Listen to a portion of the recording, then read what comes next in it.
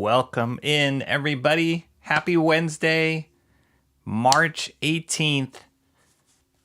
We are here. Oh, man. Now my phone just starts ringing right when we start.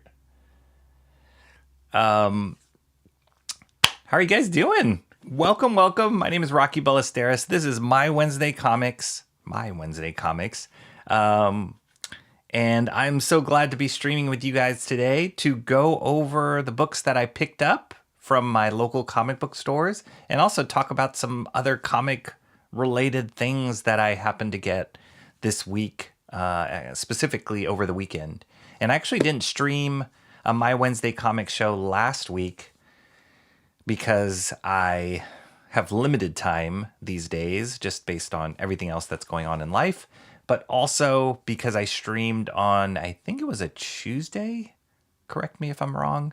I did a master's study, which is another stream that I do, live streaming, drawing as I'm doing studies of comic book legends, reproducing their pages. I'm working on a Jack Kirby page right now, which is the 10th master study that I've done on this channel. You can watch all of the previous streams from pencils through inks of each one of these legendary creators. You can watch them all. I have them all archived. I have playlists of all those streams on my channel. So that's why I didn't stream last week, because I had to pick one or the other. Sometimes I can do both in a week, but I had to pick one or the other. So I didn't do a My Wednesday Comics last week. I've got a couple books that carried over into this week. So we've got a chock full day of comics, which is so great. I was just chatting with a good buddy of mine earlier today. I was texting him and he was just saying, yeah, I was telling him, yeah, I'll probably gonna stream today. And he's like, I don't even know how you have the energy to do it because he knows how much time I don't have these days. And I said, oh, I don't know. It's just really fun. It doesn't even seem like work to me. It's just like, just something. I love talking about comics. I really love reading comics. I love discovering new comics. I'm in the middle of reading this series that I showed on stream probably last month. I think it's called The Agency. Came out in, I think it was like early 2000s, just in the middle of reading that series, and there's some fun stuff in there, and it's just like comics can be anything, which is what I love. It can tell all sorts of different kinds of stories and all sorts of different kinds of art styles. It can appeal to so many different audiences. And as I went to my store today and was like looking through the rack, I had certain books that I wanted to pick up, but I always take the time to just kind of flip through books that, maybe weren't on my radar. And I'm just like, wow, comics are just so cool. It's like every week you're getting a new piece of art, story, characters, world just delivered to your local store. And you just get to partake in that. Yes, it costs money, but it's just fun. It's just fun. So I love it. I love talking about comics. That's the whole reason that I do what I do. And I love also connecting with you guys here as well in the chat. So awesome seeing you guys come on in here and say hello to one another. And it's always forefront in my mind as I'm picking up these books. I'm like, oh, I bet you Mo will say something about this book, or I bet you Steampunker is going to, have a comment about it here, or, oh, I would love to show this to Jeffrey Beats all the way over in Australia. So all of you guys are just part of the whole experience for me. And I love it. So thanks for being here. Thanks for joining me. Before we get started, make sure you hit that like and subscribe if you haven't already subscribed. Again, my name is Rocky Ballesteros. Welcome to my channel.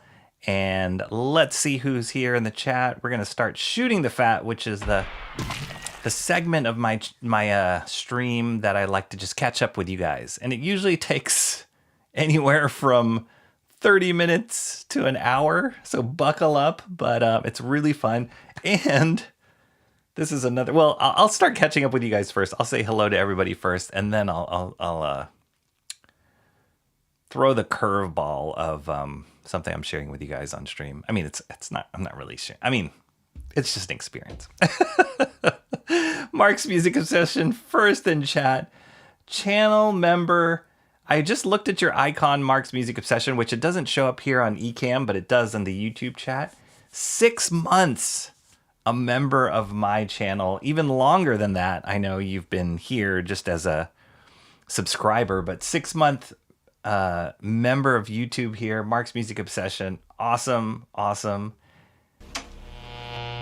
The I don't have them readily accessible. Yeah, I don't have them. I used to have them where I can shoot up the little icons. I got to bring that back.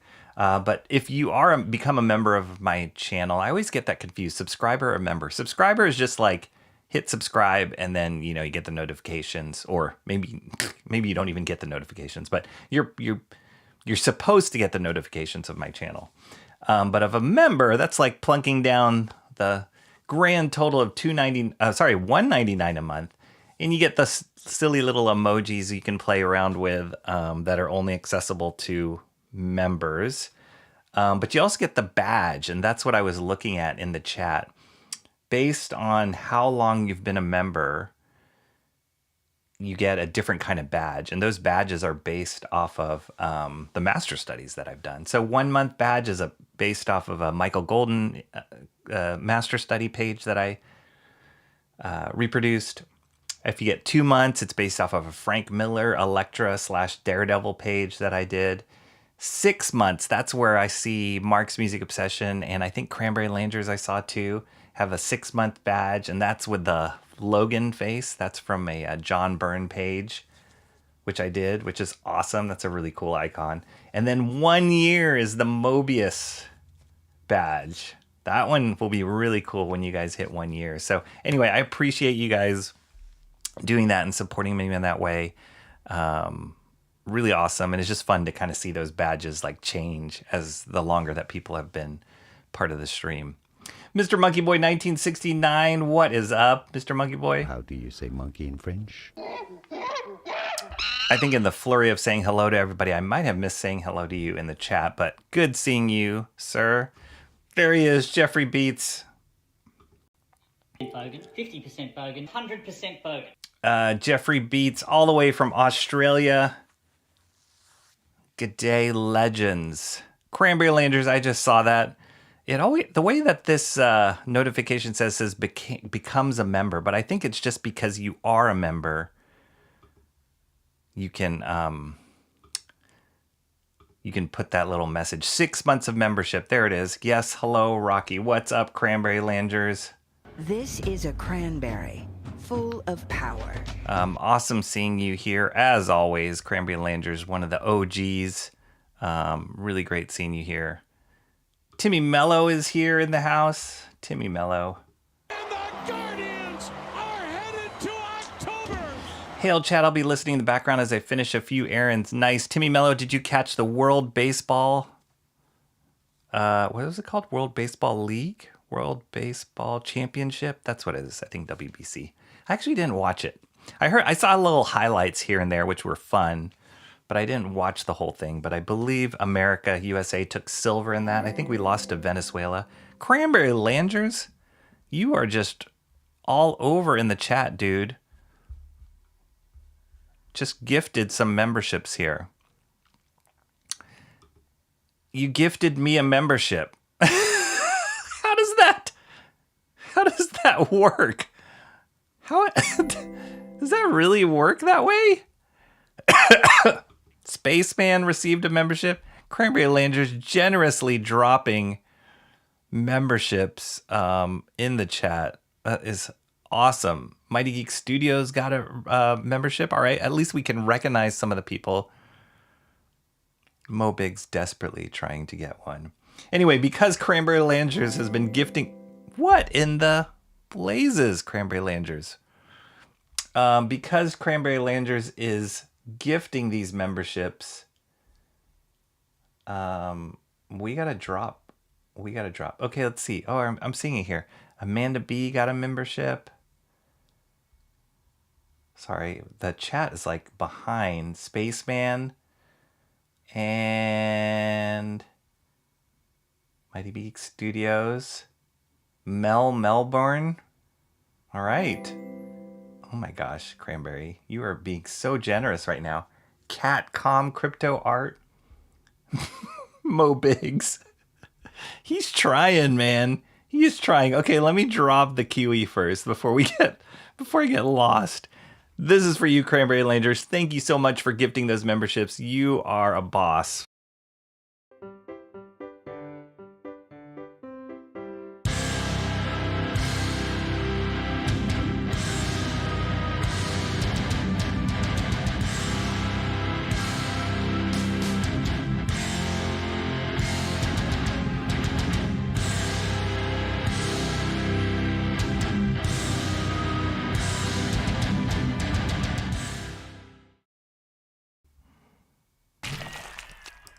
Okay, Mo Biggs explained it here. He didn't gift you a membership. He gifted a channel membership. The channel's named after you. Okay, thank you for the clarifications there. Because yeah, it didn't make sense. I was like, what? Gifted? I guess it means gifted one Rocky Ballesteros membership. That makes more sense. Okay.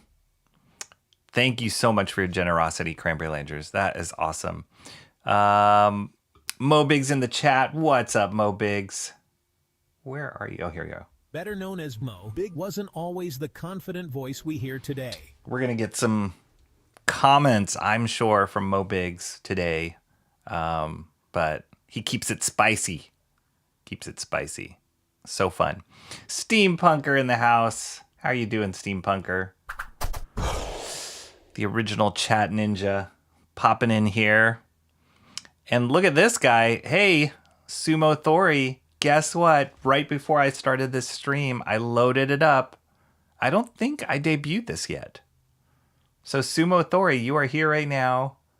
Finally, I got to the soundbite for you. Here you go. And here comes the very intimidating Grand Sumo Champion. There you go, Sumo Thori. That took me a while to get to. Here, we'll listen to it one more time. And here comes the very intimidating Grand Sumo Champion. There you go. There you go. Let me see how many of these I got. I'm going to count 2, 4, 6, 8, 10, 12, 14, 16, 25 sound effects. I'm almost going to have to retire that. I don't know. We'll see. Maybe I'll have to put out a poll or something there. I might have to retire the sound effect. Not retire like don't use them, but like put a cap on it. I don't know. They're really fun. Maybe not. Maybe it's everybody. I don't know. We'll see. Where's John? John helped me regulate. He would give me like some good rules to follow. Where's John? I miss that guy. All right, let's see. Where are we in the chat? Cranberry Langers. I don't think I did the cranberry sound. This is a cranberry, full of power. And Cranberry Langers has been dropping all those memberships. He deserves sound bites and more. So thank you, Cranberry. Comic nerds. That's right, we are. For sure. I mean, I know I am. I can definitely speak to that I am a comic nerd. Although there are some there's tiers of nerds. I'm pretty sure you guys would agree with me. There's tiers of nerddom. I think I'm kind of like mid-tier. I think. There's some nerds that like go super deep, that know everything about everything, and I'm like, all right, I'm not that kind of nerd yet, but not yet. But definitely like, I'm passionate about what it is that I like. So, yeah, it's different. It's different. It's not just an all-encompassing, you guys are all nerds. It's like there's different tiers to that. Rocky could just get ready during these comic shop trailers, but there's something about watching white numbers slowly tick down before that inspires him. I need it. I need that countdown. It's like a runway. I'm like paving the runway before I launch off into the YouTube ether. So if anything is off, like if I'm missing the countdown or there's a trailer off or some sort of glitch happens, I just get thrown off my game. So I need the countdown to kind of like, it's like a meditation to get into the rhythm of streaming. No, I'm not an elite hacker. Definitely not. I wonder if you can run a Batman only comic shop, Jeffrey Beat says. I mean, right now, maybe. There are tons of Batman titles. Obviously, the success of Absolute Batman right now is driving a lot of what's going on in comicdom. Like, every comic book shop, I went into 2 today, and every comic book shop that I go into has stacks and stacks of the different printings of, say, Absolute Batman. Like they are just stocking up on that stuff because they know it sells out, and that it's even becoming part of the announcements, the weekly announcements that I see on YouTube or on when comic book stores kind of say, hey, this is what's coming out this week. Part of the announcement is like 4th printing of Absolute Batman #9, and we just restocked on 7th printing of Absolute Batman #2. Like, it's kind of crazy. So it's been super successful for DC, that whole line of Batman. And I think that, and then there's other Batman titles that have been doing really well, I think because of it. But a lot of people are just riding that wave of Absolute Batman. This week, we're going to look at a couple books that there's a new initiative called Next Level from DC. And we're going to look at a couple books that I decided to pick up the number ones on that. So I don't know exactly how that ties into Absolute Batman, or I'm sorry, the Absolute Universe. I don't think it does, but they're hitting with the irons hot right now, and they're doing a really good job. I think that at least from my opinion, I think Marvel, it's funny.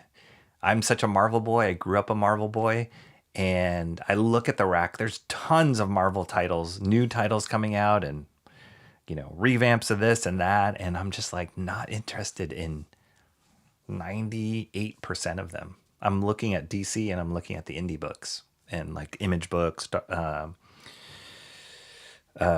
Ghost Machine, Mad Cave, Bad Idea, all those guys. Those are the books that I'm kind of just keeping my eye on. And when I look at the Marvel book, I'm like, artwork's like everything. There's nothing that's like sparking it. They need a big overhaul, in my opinion. That store's logo shirt is pretty cool. What shirt? I think I showed. What did I show? Dr. Kane's and Comics Experience. Maybe Dr. Kane's you're thinking of. Mark's Music Obsession. I think they have like a jackalope or something like that as their logo. Actually, I wasn't watching that trailer when it was playing. So in many ways, that's what DC Comics has become. All Batman titles. Yeah. This gift membership embargo has gone too far. When I think of a PFL story, it remains unillustrated. When Rocky starts yappering or boomering it up, I'm left with no graphical recourse. Dang, Mobix. That's a giant statement right there. I haven't played the Pig Feeder Lady video in a while, and partially I'm a little nervous. Like, YouTube got kind of strict on like using AI, and truth be told, I used a little AI to create that video. I don't know if you guys remember it. If I'm feeling generous, I might play it. I think I'll be okay. I'm nervous of just getting like YouTube freaking out that I play something, but we'll see. We'll see how this stream goes. I might drop it because we haven't heard it in a while. It's Wednesday, my dudes. That's right. It is so hot. I mentioned that in chat. Oh my gosh. It's 70s here. Mid to high 70s. I know. It's not that hot for many of you in the different parts of the country, but it is so hot. There's something about the like sun where we are right now that's like penetrating. It's super hot. And I don't like it. Yesterday I took a nice bike ride in the park with a friend, and that was nice because there's shade in Golden Gate Park. There's a slight breeze, but just walking around in the heat, especially around like now, like noon to like 5, 6 o'clock, it's just it's really unpleasant. So at home here where I am in my office and all that, it's like a cave. Like, cover up all the windows. Don't let any sunlight get in. because otherwise it'll just like feel like a microwave. So yeah, I don't like it. I want the fog to come back.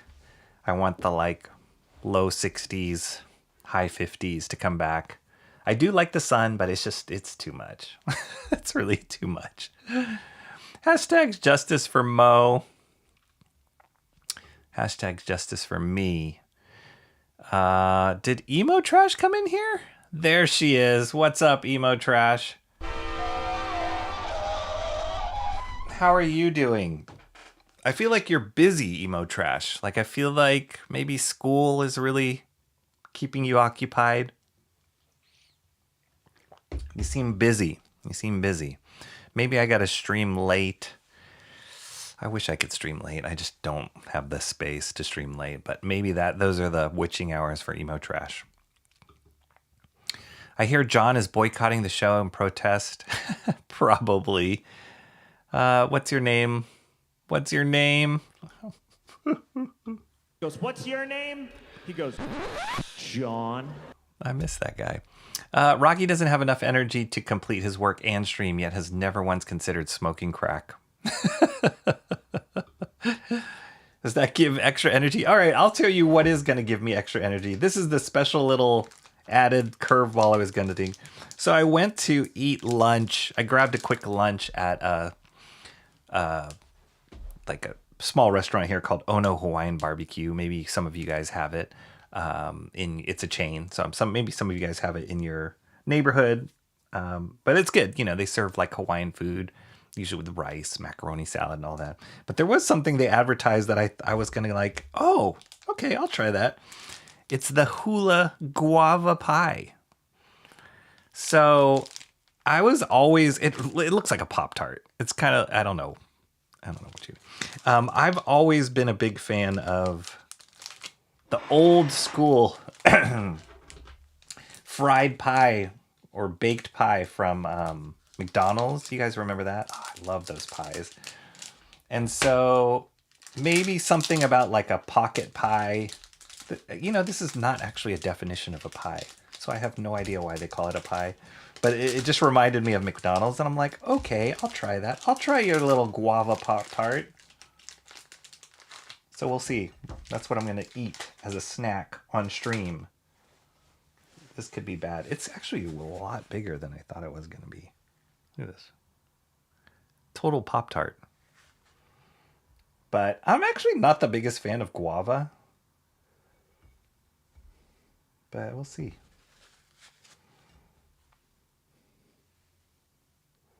Totally looks like a Pop-Tart.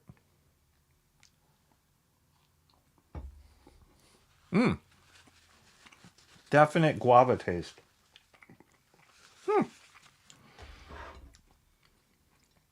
That's not bad. I don't know about this pinky frosting on top. Kind of takes away from the whole guava thing, but that's not bad.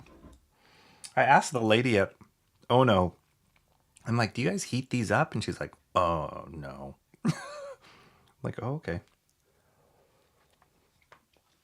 Because that was the best thing about the McDonald's pies. When they'd heat them up, you'd get them in that little cardboard box. And you'd take a bite into it and like burn your mouth. That was the best part.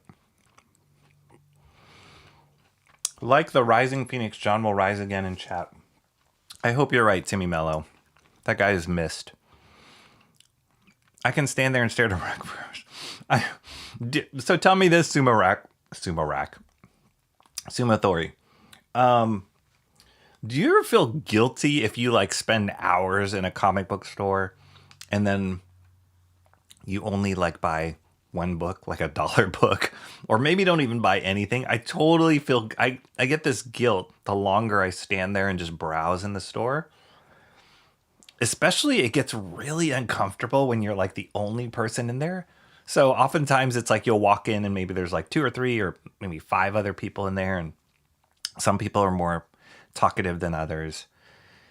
Some people are checking out or buying their books or talking to each other, talking to the store owner. And then I hate it when the store clears out and then there's nobody in there and you're just by yourself staring at the rack.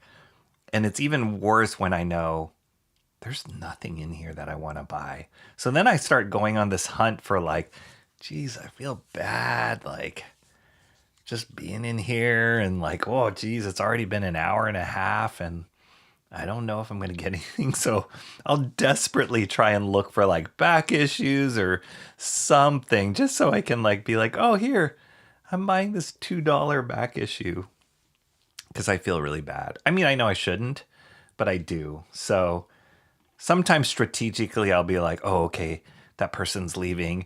I better go now at the same time. Or if I'm buying stuff, then I don't feel so bad. But it's just when I walk out of there with nothing, I'm like, okay, I got to time this. I can't be the last person standing here when not buying anything. It's really bad. Maybe weren't on my radar, Adam says. This is Adam. Did I say that? Whenever I go back and watch my streams, I say all sorts of crazy stuff. I don't even know how you guys understand half the things I say. And you probably don't. But, yeah, I don't know what's coming out of my mouth right now. I cannot be held accountable for what I say on stream. Great seeing you, Adam. Adam posted up a cool thing on Discord. I do have a Discord channel. For those of you who are part of the Discord channel, I want to drop the link in the chat. Feel free to do so. Mo Biggs will be there with welcome arms when you join. But Adam's on Discord, and he posted these awesome scans. This is what I love about Discord, the sharing part of it. He posted these awesome scans of Conan magazine that he picked up, like an old one, maybe from the 80s, I want to say. So it's in that magazine format, and it's black and white. And they've actually been reproducing some of those recently, but I'm assuming you got one that's like actually the original printing of it. But I just love that like larger format. I can even show you a couple of things that I have. I don't know if I've shared these on stream before.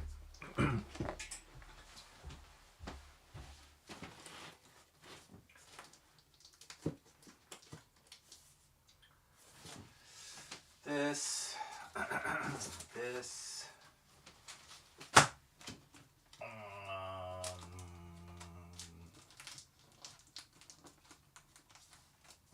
Oh yeah.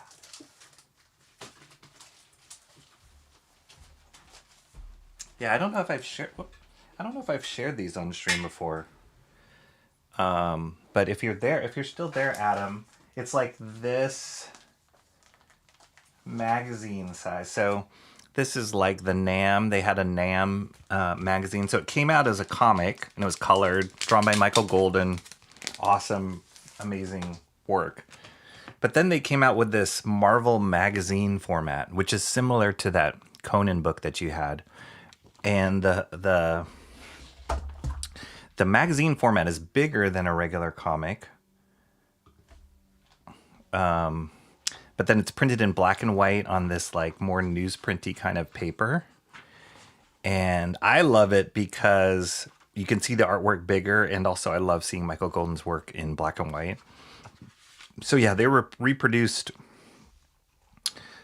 I think, his entire run in this format. And then there's multiple issues in one magazine. So it's great. So Marvel did this. I definitely know Marvel did this a lot. I don't know.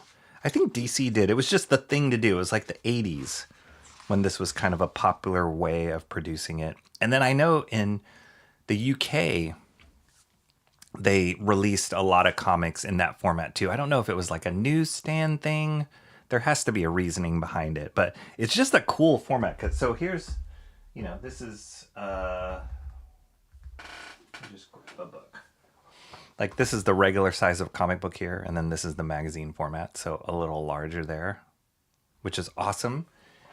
So then I have this, like I have a bunch of these NAM magazines that I've bought. I know they did like a Punisher that way.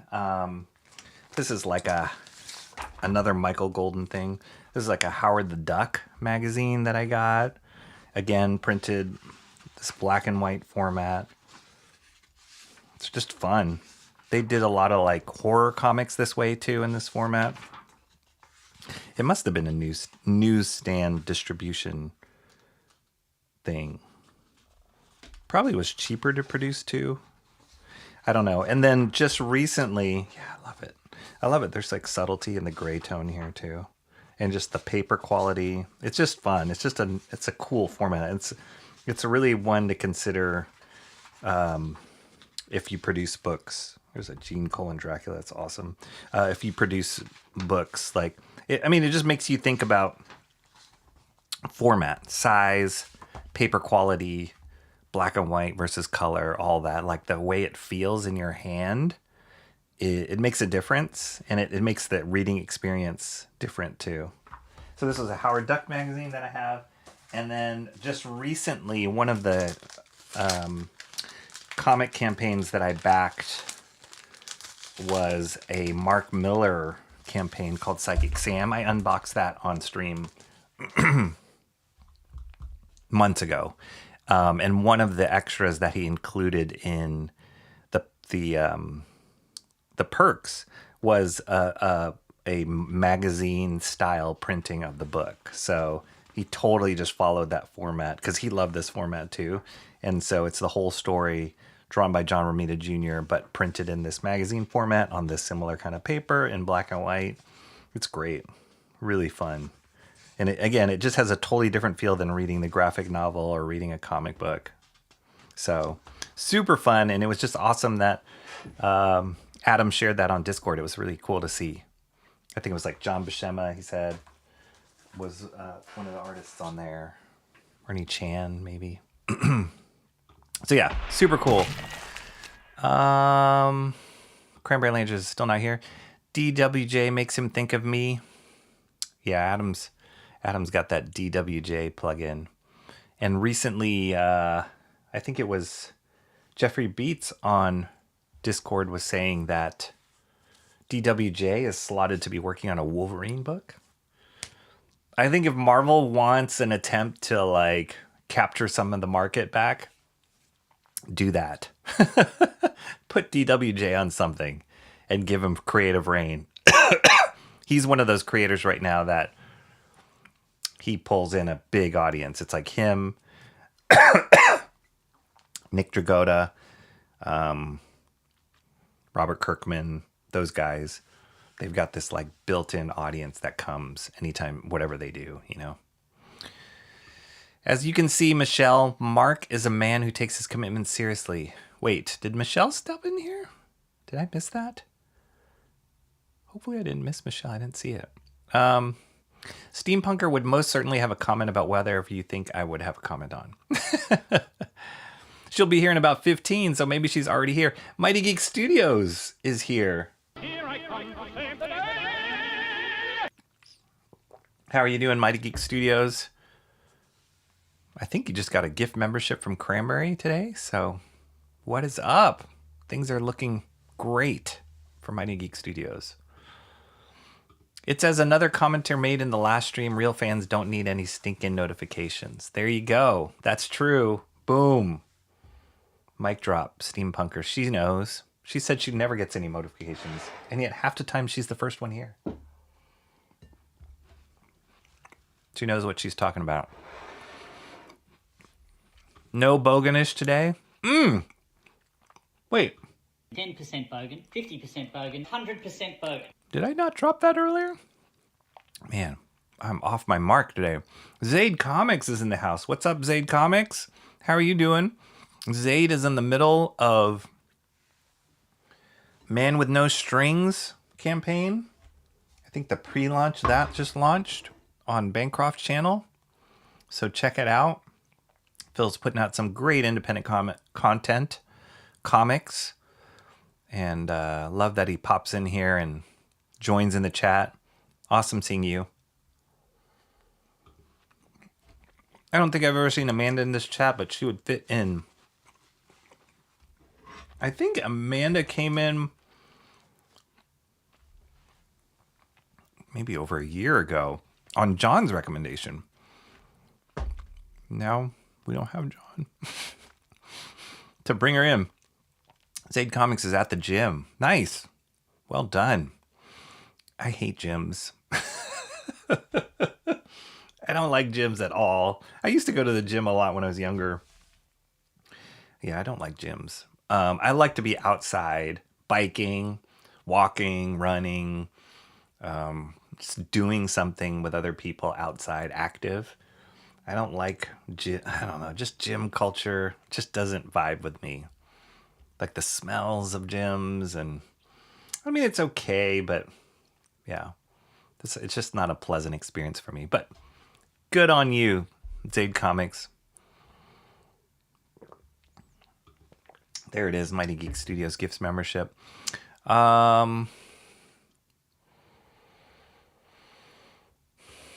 Congrats, Rocky and Mel. Mel received a gift membership. I heard people say yes. I recognize that picture. That is Bancroft's wife. Amazing that she got something and Bancroft did not. He didn't give... Oh, yeah, we already got that. All the ladies getting memberships. Catcom Crypto Art. All right. Cranberry's like Oprah today. You get a membership.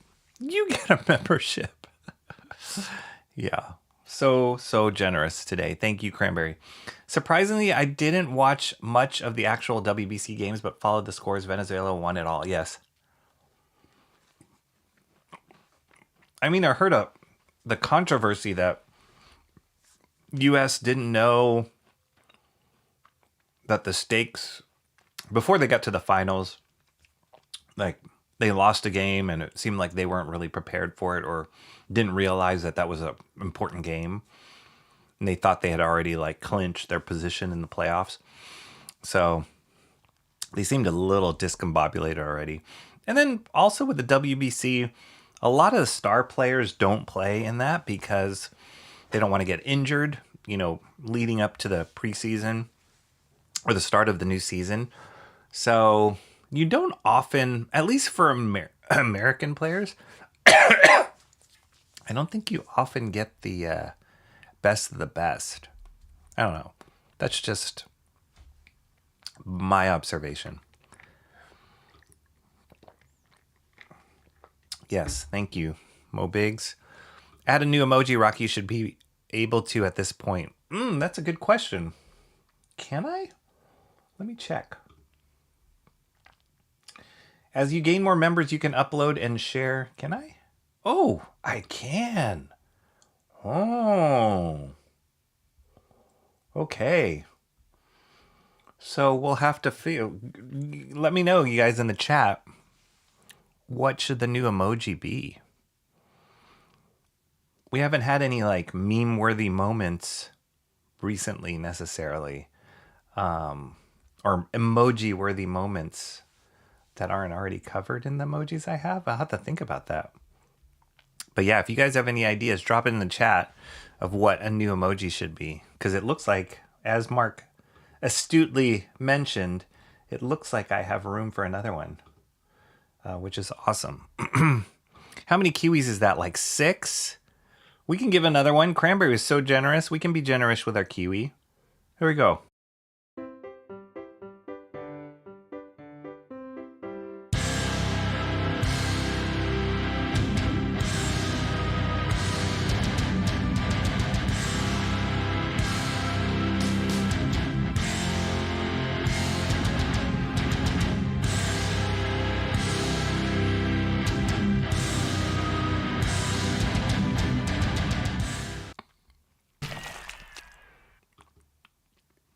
This cracks me up. All these membership shots and none of them land in Mo's best. It's a dang conspiracy. It is actually. It is a little like curious.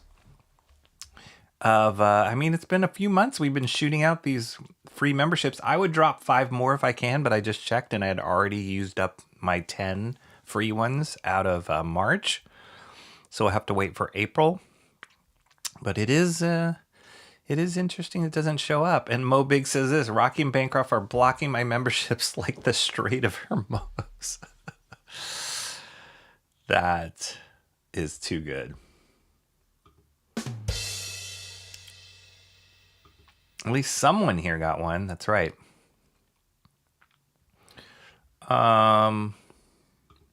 Yokozuna. Congratulations on the soundbite. Yokozuna. Oh, yeah, yes.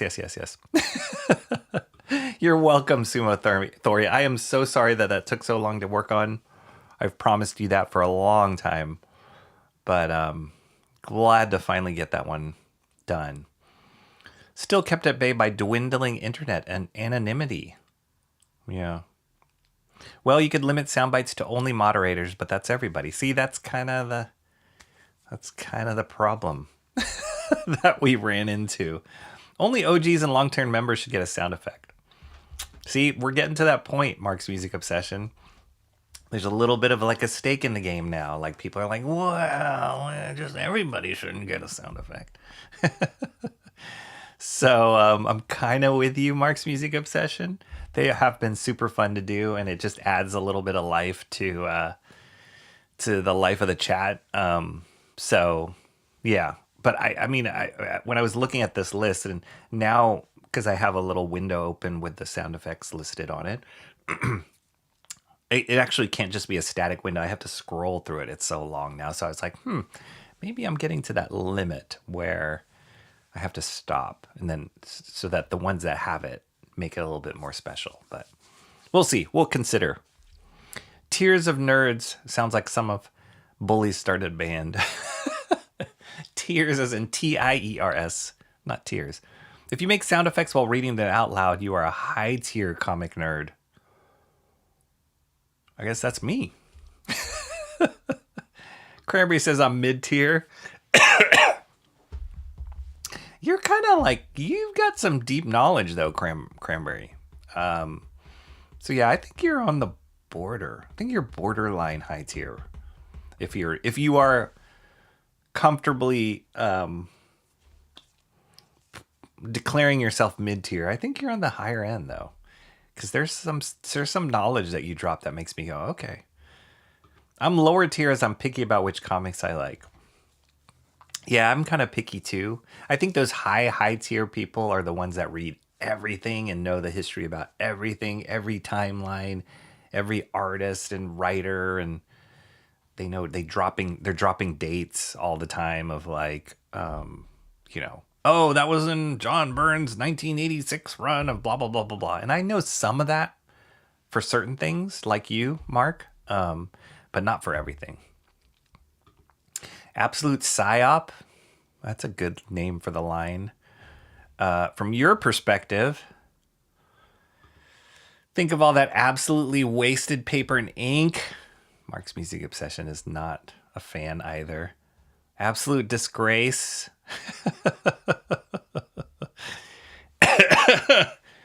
Yeah, I know. Everybody here in the city, though, they're just like, oh, this heat is the worst. It's a heat wave. We're going to die. The ozone layer's depleting. Global warming. And it's only 70s. I mean, but it is March. So it's slightly unusual to have such hot days for us in March. Timmy Miller says we have snow and meteors here. Another cool thing. The first time I heard about that meteor that dropped in your area, Timmy Mello, was your post on Discord. And then I started seeing it in the news. So it was kind of cool to get the like insider first blip and then all of a sudden hear about it. Zaid Comics says, did Rocky say hi to me yet? I did, Zaid. Phil, sorry, but it was probably 20 minutes later after you appeared. Okay, so now Mark doesn't find the 70s hot, but somebody heard him complaining when he was surrounded by disco babes and bell bottoms. Yeah. We don't have any like air conditioning. Nobody has air conditioning unless you're like a store. And even then, debatable. Like, I went to Amazing Fantasy Comics this afternoon. And, Frank's store has been there 30 plus years. No air conditioning, right? So fortunately, he doesn't have like tons of windows everywhere. But it starts getting hot. So you got to pull out the fans. No air conditioning. 30 minutes behind. Yeah, sorry. Did Phil say hi to me yet? Nope. Emo Trash has been here debating on leaving. Don't leave, Emo Trash. Chat still isn't updating on my phone. Somebody else was saying that. What's going on, chat? Try hitting the pound key. It works for Mark. Oh. Wait. Is that a joke? Just wait a little bit more. That looks delicious. Nice. Hostess Ninja Turtle pies. That is a good reference, Mo Biggs. Weren't they like green? Like bright neon green? It was originally supposed to be at my BF's house today, but he got tied up, so that fell through. Bummer. Pocket pies. Okay, all right. Well, tell your boy we say hello if you do have to leave. Pound key worked, Mo Biggs. Cranberry Langer says that looks delicious again. Or maybe I just saw that again. Rocky ASMR mukbang. Guava is delicious. Oh, I know. I'm getting confused with papaya. That's right. I'm not a big fan of papaya. I'll just eat it because it's supposed to be really good for you. But I'm not a big fan of papaya. Truth be told, I tell my wife I call it feet fruit. Because I'm like, this, I don't know, there's something about the taste of that, the smell of it. Guava is good, but I'm not a super fan of guava either. Like, what's that drink? Pog? Pineapple orange guava. Not a big fan of it. At least Rocky has the decency to put his mouth off screen when he takes a bite. Doesn't save us from the chewing sound or a spittle hitting his microphone. Yeah. I like the concept of Pop-Tarts. Man, when I first discovered a Pop-Tart as a kid, I thought it was like the greatest thing on the planet. When you put it in the toaster and then... I would love the like chocolate ones. Oh, those were so good. And then they'd be a little toasted if you put it in your toaster oven. Or the actual toaster. That was genius. Jason is here, Unhinged Entertainment. What's up? Making boxes at work. Nice. Hopefully it's packaging something good. I felt uncomfortable about not buying a book or just buying a single long box issue. See, yeah, there's something about it, and I don't know how to avoid it. It's, I'm also not... It depends. It depends on the store. It depends on the store owner and the vibe that I get when I walk in. Sometimes people are really chatty and really friendly and shooting out conversation.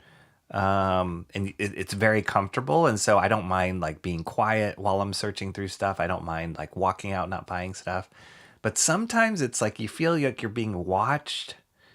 And then, yeah, then they'll like try and offer you something. And you're like, oh, no, thanks. Oh, yeah, I'll take a look. Oh, that's cool. And then you kind of put it back on the rack. There's a whole art to it. And I don't have thick enough skin that I can just be like, I'm not buying anything. I just touched every single book in your store, but I'm not going to buy anything.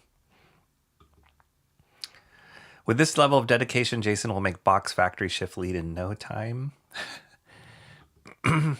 Should I respond to Rocky's questions, even though he won't see it for 30 minutes? Yes.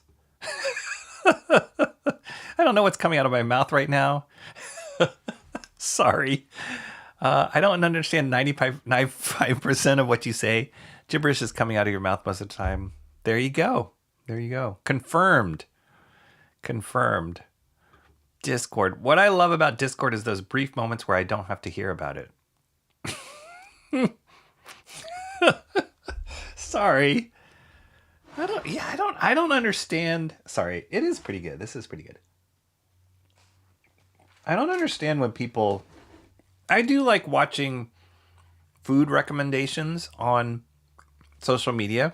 Like that's the new way of finding out what's a good restaurant to go to or food recipe to try. So I think that's cool. And I love social media for that.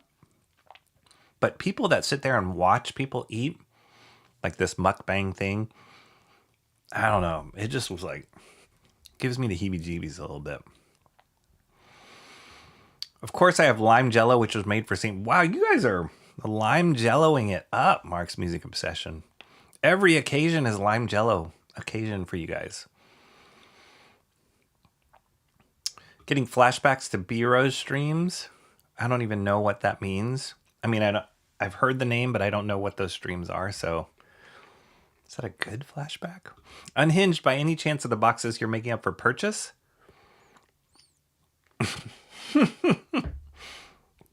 Nice. He has difficulty reading.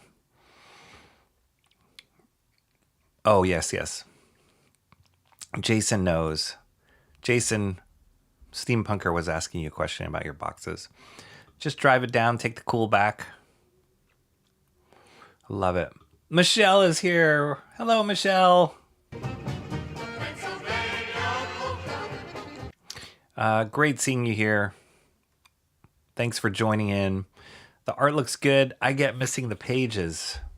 The art looks good. You stream around the same one. Oh, yes. Thank you. Bancroft is doing t-shirt stuff right now, so no art share episode today. Oh, okay. Well, then we'll just go long. I actually could. I have a little bit of time spaced out here this evening, and some of my commitments have not. I don't have some commitments that I usually do in the evenings on this Wednesday, so maybe we'll go a little longer. I mean, we haven't gotten to comics yet. It's already been 60 minutes. Holy cow, it's been 60 minutes. Gotta walk the pup. Alrighty. See, these are the kind of days, like this hot day, that I'm glad I don't have a dog, that I'm a cat person, because if it were me, I'd just be like, forget it, dog. We are not going outside in this weather. If you can never have too many turtle timers. That's right. Mark's Music Obsession dropped the fourth wall link way back. Must have missed it. Oh, sorry about that, Mark. Can I find it? Fourth wall is kind of like a Patreon for me. The main positive of subscribing to Fourth Wall right now is you get... Did I miss that? I must have missed it. You get... oh, I know. I can do a search on Mark's Music Obsession. You get... Oh, wait. But I can't do it. I see it here. But then I can't do a search for it in... Dang it. Well, there's the link. I don't know if I can do a search for it to find it on the YouTube chat. That was in the eCam chat. So confusing, I know. But for the low price of $6 a month, you can support me as an artist. And right now, what the Fourth Wall members get is they get high-res digital scans of all the master studies that I've done. And so this latest one that I'm working on, I'm about to finish up on these pencils for this Dr. Doom double page spread. That one, once I'm done with the pencils, I'll scan them in and I'll post them up on Fourth Wall for those of you who are members. So that'll be really cool. But as I also did mention, this will probably change the accessibility and what Fourth Wall members get too, because I'm thinking that, and I mentioned this last stream, that this master study, this Jack Kirby master study I'm working on, might be the last master study of this form of master studies. And I might move over to, I'm thinking of moving over towards doing like blank sketch covers and using that as my quote unquote master study time or my live stream drawing time. Because I have a whole bunch. I think I have maybe like 10 blank cover sketches that I've accumulated over the past few months. And I really want to try my hand at doing those. So I'm thinking if I do that and, you know, those blind sketches, those blank covers, once I finish them, then I can put them up for sale on Fourth Wall. That's another reason why I set that up. And then for those of you who are Fourth Wall members would get first access to those. So it's all in the kind of grand scheme of building out YouTube, just being an artist, an independent artist, comic creation, all that kind of stuff. That's all in the grand plan. It's been a little bit of slow going here, so apologies on that. But thanks for dropping that link. Mark's music obsession. Michelle saying hello to everybody. Cat chewing on a cord. Oh, for the emoji, what about Crazy Rocky? Okay, or Mobius Obelisk. What would that stand for? Cat chewing. I think I need to do something with cats. You might be right. Shadow cat. I missed that callback in the chat to Rocky's explosion noises when reading Absolute books. A cough drop? Oh, that's a good one. I like that. Unhinged says, I live in the area the meteor hit, but I was asleep. So does Timmy Mello, and apparently he felt like he could actually feel the like explosion, right, Timmy Mello? But yeah, I was sharing with Timmy Mello on just like, this is your time for your superhero origin story right here. Like, perfect timing for you to absorb alien radiation, get hit by, this meteor fragment, get it lodged in your brain and give you some alien powers. This is it. Now's the time. No excuse. Turtle pies were green, filled with mutagen ooze. So cool. Cranberry's already still dropping ideas for the emoji. Emo's bird or a lurking emoji. Maybe.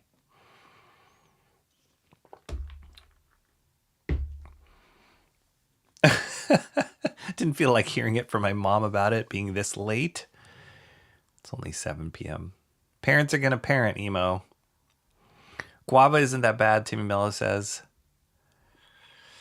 I've never drank a Pog, nor have I tried Bancroft's favorite, a guava apple pineapple Everclear.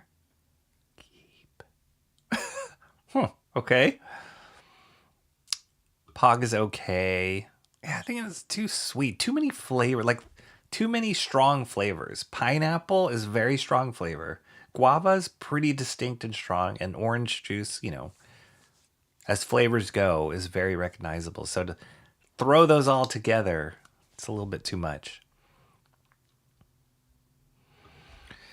Doesn't have thick enough skin to not buy. Yes.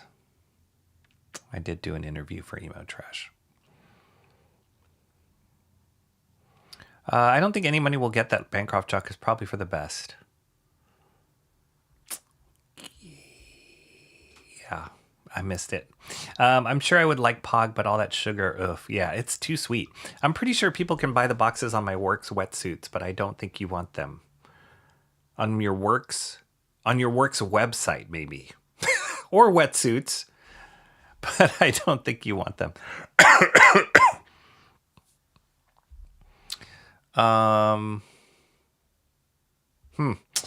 No art share, excuses. They were talking about a drink called a Pog. Yes.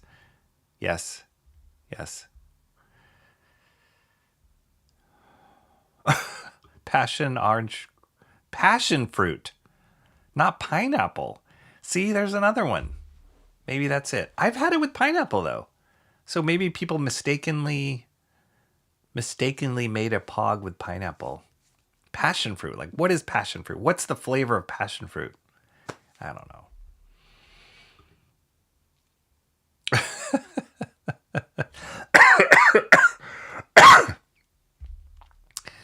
All right, let's see. I'm getting close to catching up here. People are starving. Oh my gosh, I just had this conversation with my wife about Ozempic. It is crazy what's going on in Hollywood with that stuff. And hopefully I'm not offending anybody by saying that, but it's frightening. Just seeing pictures, like I think the Oscars were recently, and just seeing pictures of celebrities like, yep, Ozempic, yep. You can just see it.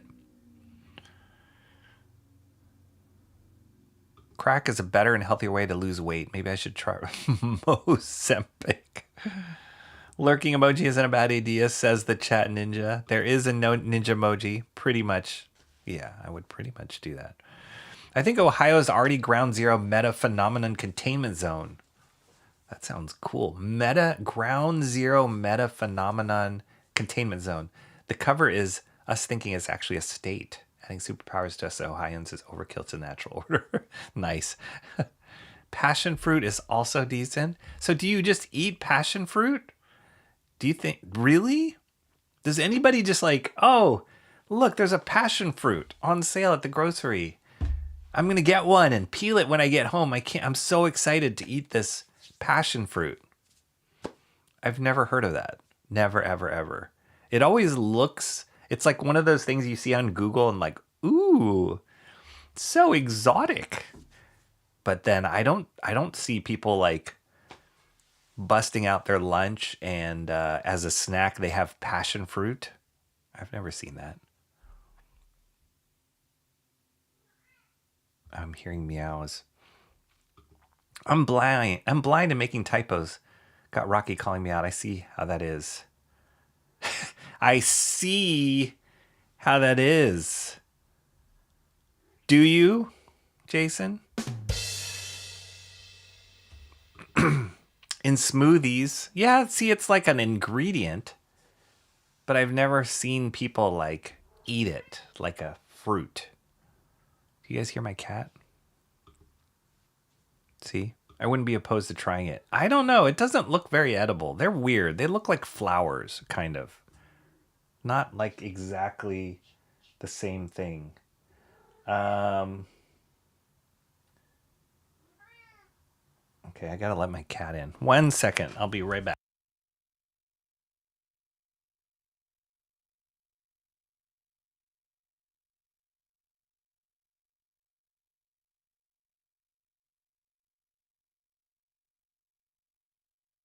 I think a cat emoji is probably a good idea. Something around that. Cat or coughing are bubbling up to the top for me as far as the new emoji. That is untrue. Untrue. I love Jason and all that he does. It's now your challenge to figure out how passion fruit would be eaten. I don't know. I really don't know. Have you guys ever heard of star fruit? That's something that is common or more common in Asia. That one I've tried before, and it's actually literally in the shape of a star. And that was good. I actually like that. But passion fruit just, it looks kind of fake and spray painted pink, and it's got these, if I'm picturing it correctly, it's got these like weird hairy like tendrils that come out of it. I don't know. It doesn't look appealing at all. Yeah. Passion fruit has a juicy center full of pulp and seed, not like something you would pack in a lunch and eat, Sumo Thori says. Oh, okay. Is it that white? Is it like white on the inside with like a black seeds? Maybe that's passion fruit. A shadow cat emoji. I had a passion fruit, I think. I thought it was pretty bland. Starfruit was popularized in Asia, but by Super Mario himself. Starfruit, nice, nice. Are you thinking of passion fruit? I think so. I don't know. See? It's not very distinct. It's very odd. Very odd. Okay, let's get to comics. We've talked about everything but comics. I think I've had Starfruit maybe once, but can't remember if I liked it. I do remember liking it. I didn't have it a lot, but I do like it. And it was very novel that it looked like a star. That makes sense. Okay. Here we go. Some oldies, but not oldies. Usuals came out this week. Some new ones. We've got some back issues. We got a full roster. And so if you're new to this stream and to this channel, watching this show, I like to go through these books, flip through them, talk about what I like, ongoing stories, or just reasons for why I picked up the book. And then at the end of the stream, we'll do a vote. I'll open up a poll and everybody can vote to see what was their favorite book of the stream. And then I'll change the thumbnail so that I remember what is the favorite book of the stream, but also just kind of as the reward of the winning book. So let's start off here at Geiger. Number 22. 22 issues of Geiger. Jeff Johns, Gary Frank. This is from the Ghost Machine crew. Have been enjoying this book a lot. Geiger is kind of takes place in post-apocalyptic world, and the main character, Geiger, Tariq Geiger, has these nuclear powers that are overwhelming and radiate out of his body, and the only way he can control them is these 2 rods that he wears on his back.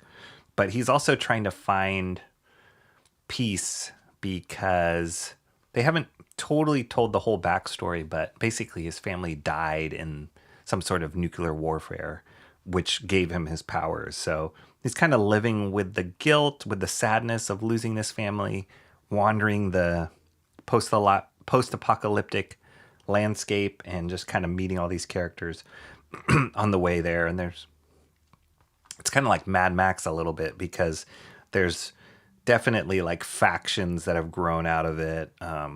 People who are just trying to survive, people who are trying to take advantage of the situation, people with powers, without powers, mutated animals. It's got the whole 9 yards.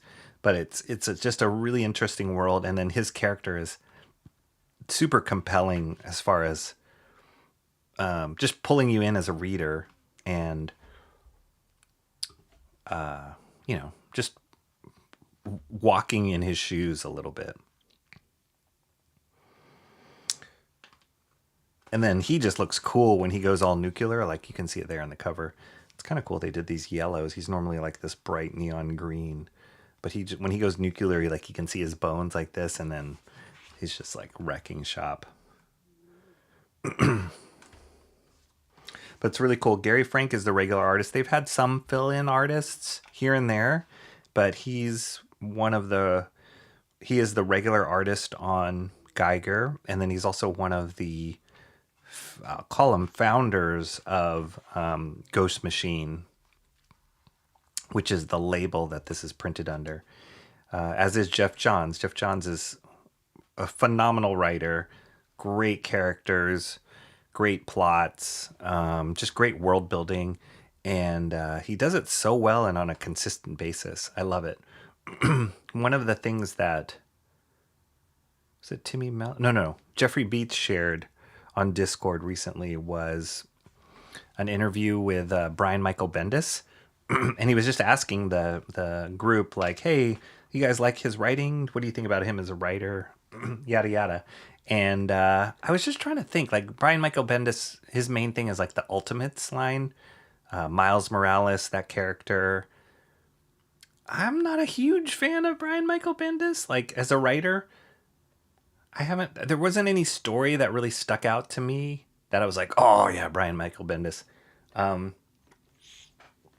if you asked me, like, what current writer is one of my favorite writers, I'd have to say Jeff Johns. I just love his writing style and the stories that he tries to tell. He's really good.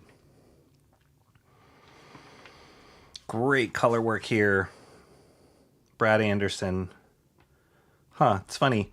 I think this is new. They call him color artist, which is interesting. He's been getting a lot of rave reviews with his work on Ghost Machine stuff. And we've talked about it ad nauseum on this channel, just because it's just something that stands out and I feel like elevates the quality of the Ghost Machine books is his color work, and he's the main colorist on a lot of it. So great to see him kind of getting that recognition from his peers and also from the industry.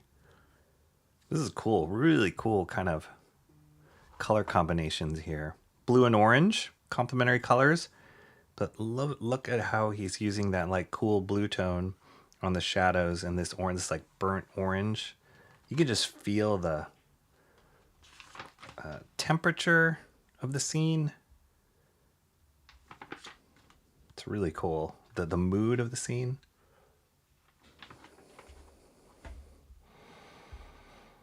Mo Big says Bendis was okay like 20 years ago, but man, his books are insufferable now. Yeah, there's like I can't think of anything current that he's done that makes me go, like, if I see his name on a book, I'm not like, ooh, I gotta read this. Like, if I see Jeff Johns' name on a book, regardless of the artist, I'll probably pick it up and flip through it to see what it's about, because I like his writing that much. And that's just testament to him as a writer. If his name can like pull me in to pick up a book. Robert Kirkman's another one like that. Like, I like his writing style. I like the worlds he creates. And so if I see his name on a book, I'll be like, maybe I'll check that out. And then hopefully the artwork's good. Scott Snyder's another one.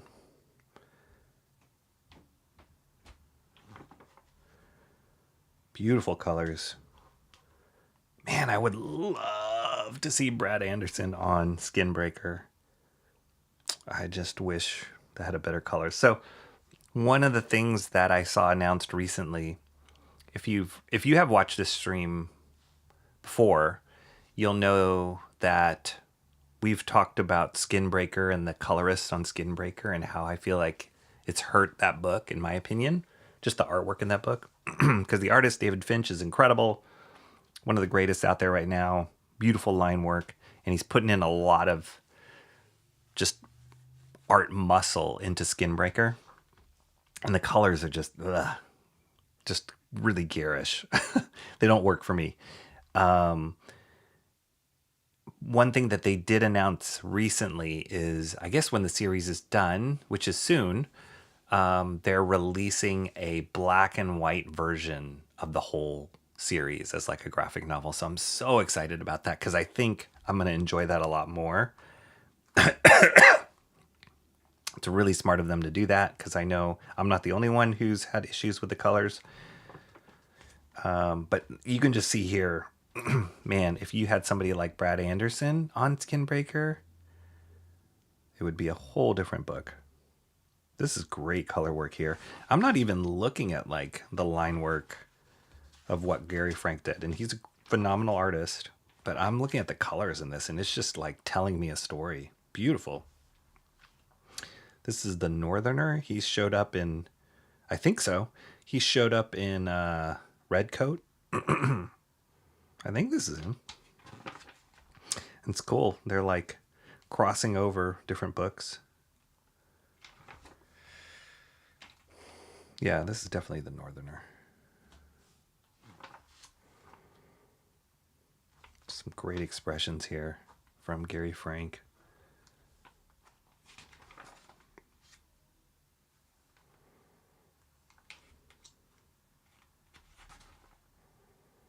Yeah, there he is.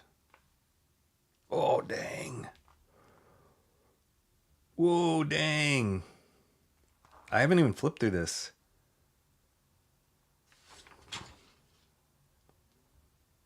Looks like he just time traveled. And he's back in a time where his family's alive. That's powerful. Look at that. Like, not much action happened in this story, but there's a lot of story being told here. I can feel it. Like, and I haven't even read it.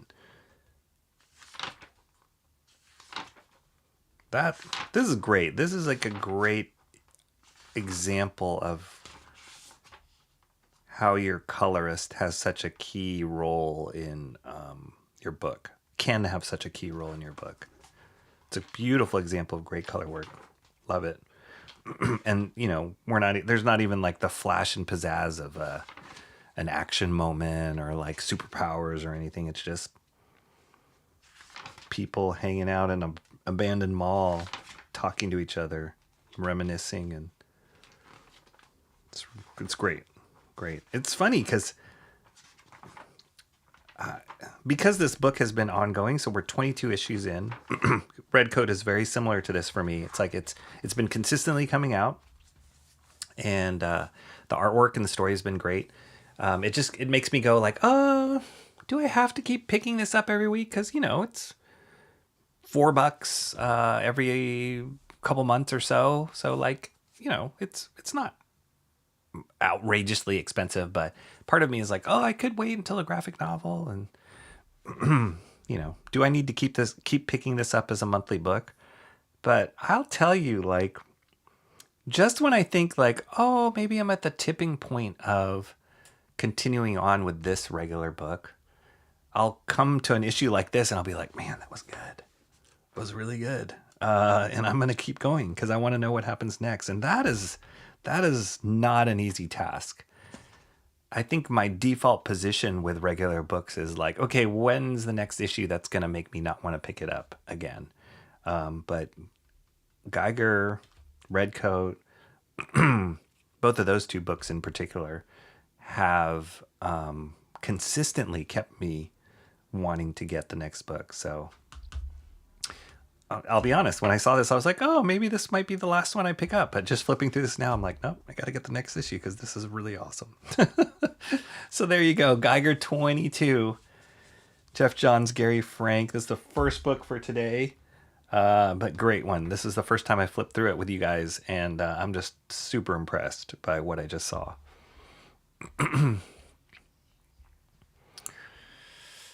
Michelle is back watching the Nerds of All Tiers.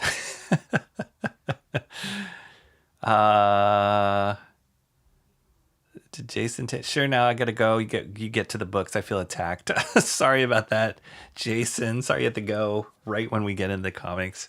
Well, maybe I gotta catch up with you guys at the end of stream. No? I don't know. It's just the way it goes. More Geiger, Timmy Mello says. Yes.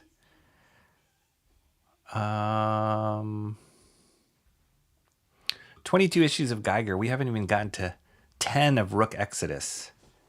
Where are we at Rook Exodus? That's a very good question. Rook Exodus, and I've read a couple interviews with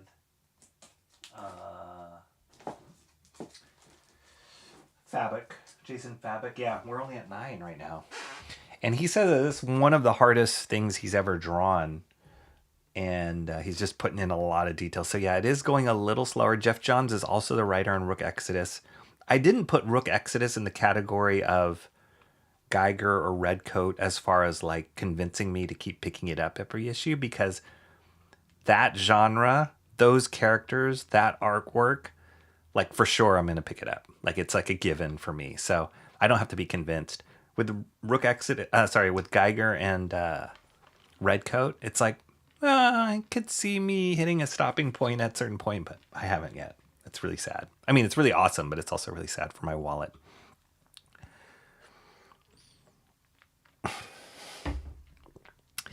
Thanks for the explanation there, Mo. Absolute Joker is awesome. And they're about to introduce Absolute Scarecrow. They're in the middle of Absolute Poison Ivy right now.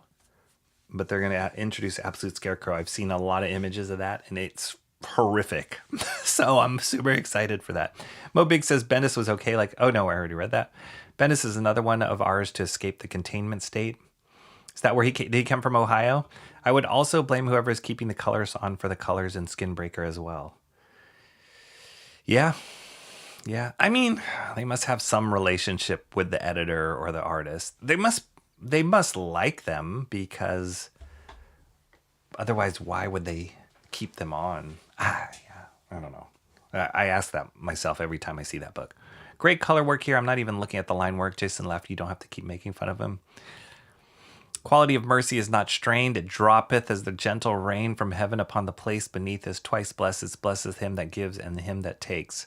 Wow, I lost the context there. That's a very heavy quote. Big Boy Burgers 5656 is in the house. What's up? Yeah, great designs in those panels. Just when you think you're out, they pull you back in. They do. He should have continued Junkyard Joe. So they are introducing him back into the Ghost Machine. They're like folding him into that world, or maybe he was part of the world to begin with. But yeah, no regular book on Junkyard Joe right now. But that was a great concept, great story, great characters in that too. So I wouldn't be surprised if they kick that back up again as a series. Yes, right? So that's why I'm super excited about that line art only black and white version, because I think that's the way I'm going to really enjoy or really appreciate what David Finch has done on that book. So it's kind of smart. And I think they're producing it. I think they're making it a little bit larger than a graphic novel size too. So that'll be awesome. Merchant of Venice quote was me trying to convince you to take it easy. Oh, okay. Thanks, Mo Biggs. I definitely blame them for the colors then. Yeah, they must, there must be a reason why. And that colorist, I've seen her on other stuff that I've liked, but it's just the overall artistic choices on Skinbreaker are just not working for me.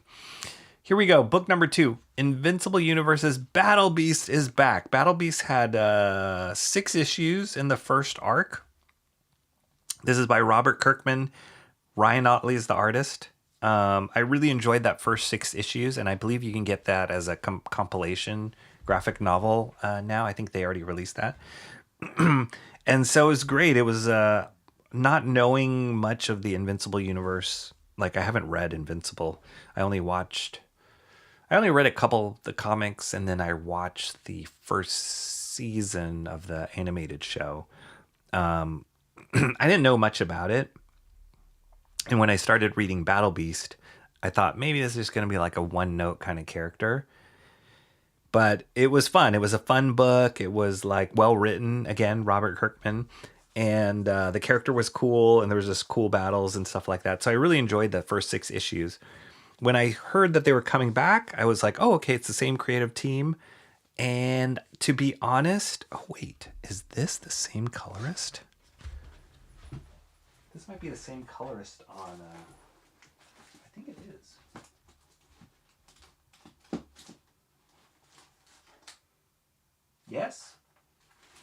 This is the same colorist on Skinbreaker, Annalisa Leone. And to be honest, all the when I looked at Battle Beast, those first 6 issues, I never looked at it and was like, the color in this. So there's something here, and I'm curious when we look through this how I'll feel now that I know that she is the Skinbreaker colorist. Anyway, when I was done reading the first 6 issues, found out the creative team is the same, I was like, I don't know. Like, the first 6 issues didn't really leave me like, oh, I have to find out what happens with Battle Beast. That was so amazing. So to be honest, I wasn't sure I was going to pick it up once it came back around. The only reason, well, a big reason why I picked up this issue is this variant cover, which is drawn by none other than Todd McFarlane, one of my favorite artists of all time, favorite comic book artists of all time. So I just had to do it. Todd McFarlane, he just holds a special place in my comic nerd heart of just cool, awesome comic book artists. This is a great cover. I'd love if I didn't find the McFarlane variant, I probably wouldn't have picked up, like if it was just the regular cover, I probably wouldn't have picked up this book. But because this was the last book on the shelf and it was the McFarlane cover, I was like, all right, I gotta do it. So anyway, really cool. Love this cover. Colors are cool. She's credited here as colorist on it, so it's like it works. Here's now that I know that she's the colorist on this, here's that like crazy yellowy, like pea colored alien world. But for some odd reason, it works better on this page, at least on this page, than it does on Skinbreaker for me. So maybe it's just the what the heck is going on here? Maybe it's just the pairing up of artists. She loves this yellow. I don't like this yellow at all. Now I'm biased. I'm like, gosh, it's this yellow. But it's not as like eye-burning as what she's doing on Skinbreaker. Like, this feels a lot better. This is not distracting for me at all, the way that it is in Skinbreaker.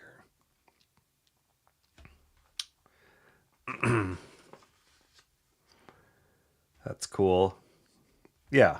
It's like alien world colors, just like she normally does it. Very similar palette to Skinbreaker, but it works a lot better in my opinion than it does in Skinbreaker. What she's doing here. So strange, right? Yeah, it's like my eye doesn't have as hard of a time focusing on stuff as it does on what she does with Dave Finch's stuff. It's an awesome design, awesome expression.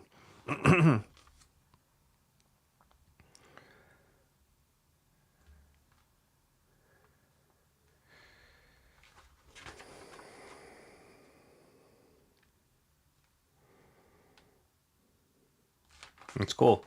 Yeah, so it just picks up where the story left off. Battle Beast, his premise is he's just trying to find an opponent to be better than him, to kill him so he can be done fighting. But he can't find anybody that's a better fighter than he is. And he's really violent, he's really aggressive. And then he ran into this alien race that almost beat him, but then he ended up beating them, and now he's kind of tied to this dude here, who was like a prince. His body was swallowed up by this one evil creature and is now reforming back into its original state.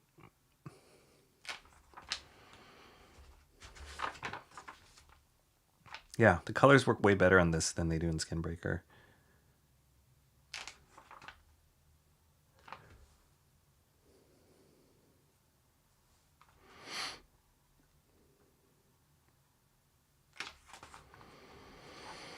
So I'm just guessing that this is probably going to be another 6-issue arc or something like that. I know it did really well in sales, or from what I heard, it did really well in sales. So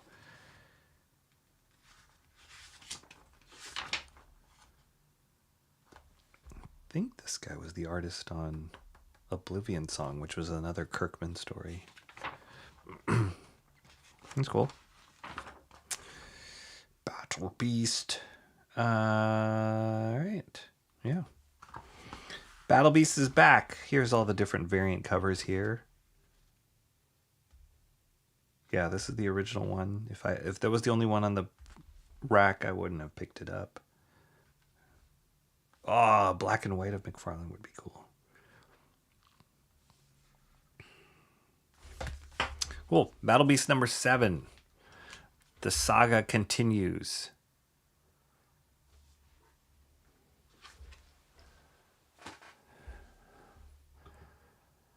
I like these anthropomorphic characters. Does that make me furry adjacent? Maybe. There's sometimes like, yeah, when you cross that line, it could be like really cool. Or it could be really... We're going to look at another book, which I do like the anthropomorphism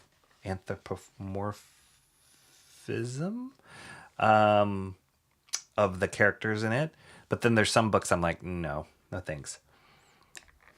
Like crosses the line into that weird furry territory. Thundercats. That's another book that's coming out soon. I mean, they have an ongoing series, Thundercats, written by Declan Shalvey, who is an artist writer that I really admire and really like now, a modern artist. He's taken into doing a lot more writing. He's still drawing, but he's doing a lot more projects that he's just writing. So he's been the main writer on the Thundercats stuff. But they're doing a Thundercats Silverhawks crossover. And he's doing the first issue. I think that's coming out maybe next month. So I'll for sure pick that one up. And I'll be excited to show that to you guys. Battle Beast. Collect every one of these individual incredible creatures who battle for fun. Yeah. Great name. Sounds like a Kirby-like alien. Yes. One who transforms into the creature it consumes. Are you going to get Tyrant by Steve Bissett? I saw that, Mr. Monkey Boy 1969. They just released a Kickstarter that it's like the compilation of... So Steve Bissett is one of the most...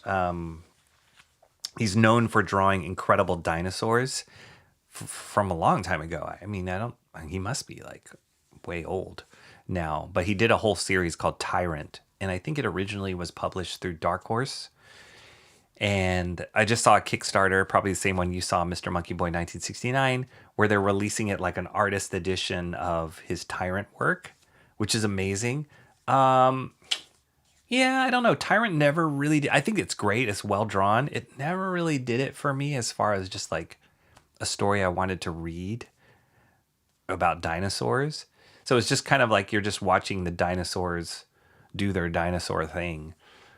There was never really like a character thing or a story that pulled me in. So I didn't back that book. I might regret it, but I didn't back that book yet. So yeah. Nice. Mr. Monkey Boy is a furry. Anthropomorphism, that's it. Another crossover, yeah. They're tapping into all the nostalgia because that's what's selling right now for comic fans. It's like reinventing stuff, nostalgia. I mean, nostalgia is a powerful thing, right? So yeah, I haven't been a regular subscriber to Thundercats, even though I loved Thundercats growing up. Something about the artwork's not doing it for me for that particular series. But if Declan Shalvey was drawing it the whole time, I would pick it up, but he's just writing it. So I will definitely pick up the one shot. I think he's doing a one shot to kick off the crossover, and then it's going to be another artist. If they lean into more animalistic and behave more as animals, I think I'm more fine with it. How about Mateo's book? I saw that. Wow, Mr. Monkey Boy 1969, you are totally on top of all the like Kickstarter stuff. I saw that and I'm waiting. I don't have enough. Yeah, I love Mateo's artwork. He's a phenomenal artist. But as you know about me, if I'm going to invest in it, I'm going to have to probably pay a higher premium to pick up the artist edition, which he was also advertising one. And I've hesitated so far because it's more expensive. And also the story, it's like a new story that he wrote called Fourth Fathers, I think. I got to watch more interviews with him about what the story is and think about it yet. So I haven't committed to that one. If I do, between this Tyrant or Mateo's book, I would probably lean more towards backing something like Mateo's book. But yeah, I haven't backed either one of those yet. But good on you, man. You're totally following the all that crowdfunding stuff. Comics are for old farts, not kids.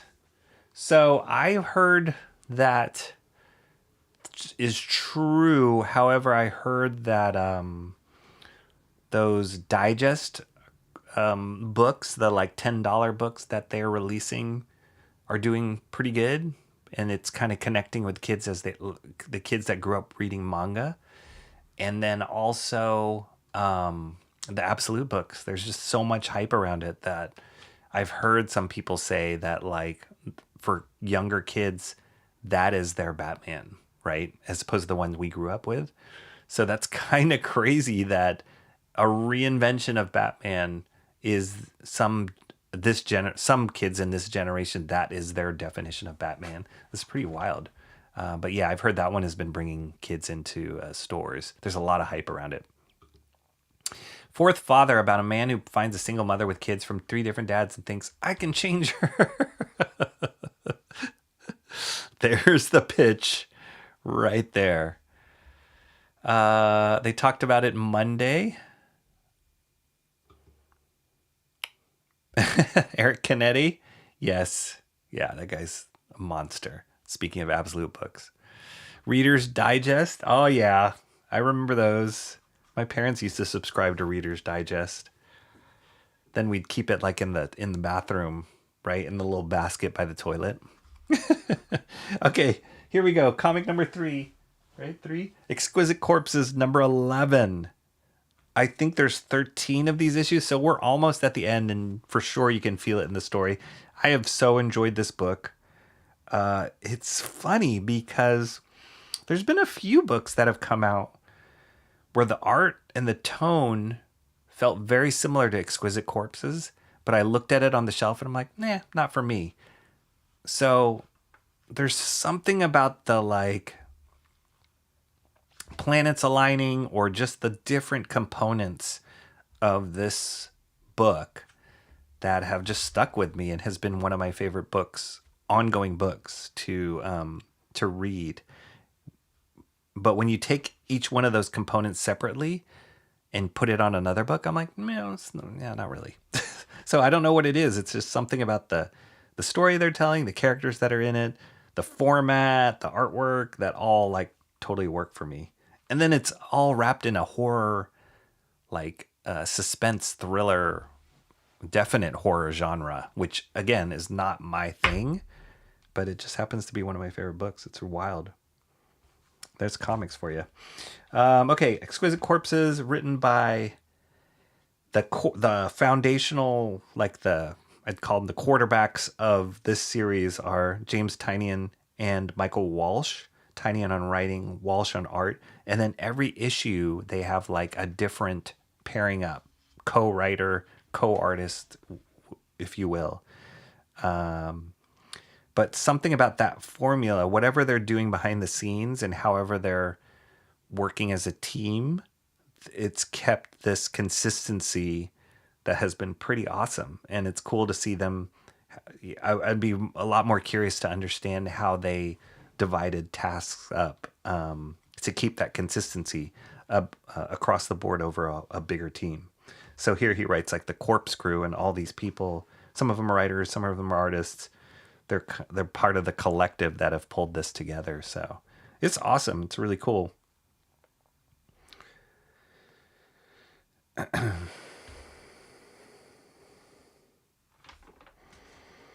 So yeah, the overall premise is like there's 13, I believe it's 13 families that compete once a year to take control of the United States, the country.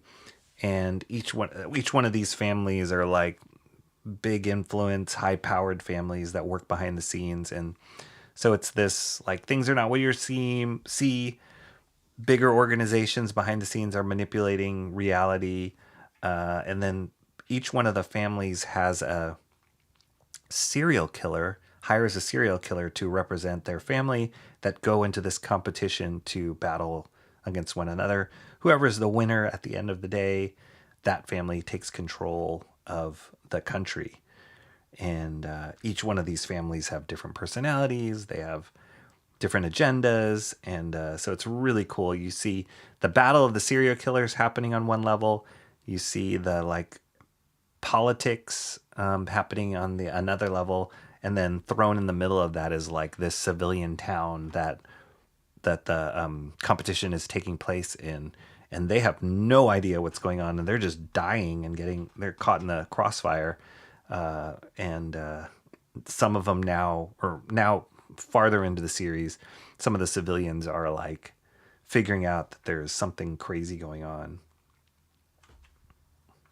And it's taking place during Halloween, so even creepier. Issue 9 was one of my favorite issues of this series. Issue 10 was like, it was okay, but 9 was like peak for me so far. So yeah, it's really cool. And you can see the slight differences in the artwork from issue to issue because they do pair up with different artists. So it looks like Michael Walsh is drawing all of the like back behind the scenes family stuff going on. And then what's happening in the town is drawn by the other artist, whoever they happen to pair up with on that issue.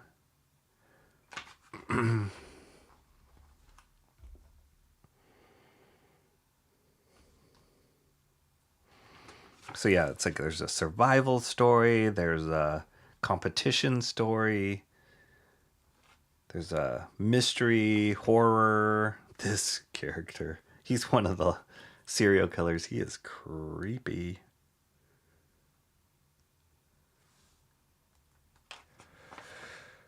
Oh, I guess he didn't survive. Jordi Belair is the colorist on this. She does cool stuff. Very unexpected color combinations.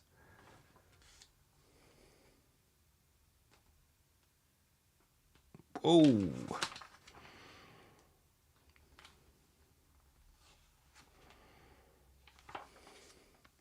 Ooh. lots of violence happening this issue. This is one of the cooler serial killers. Something Fox, called Fox Mass Killer.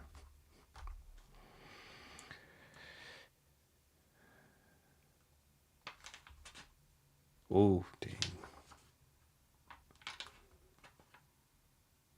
Here we go.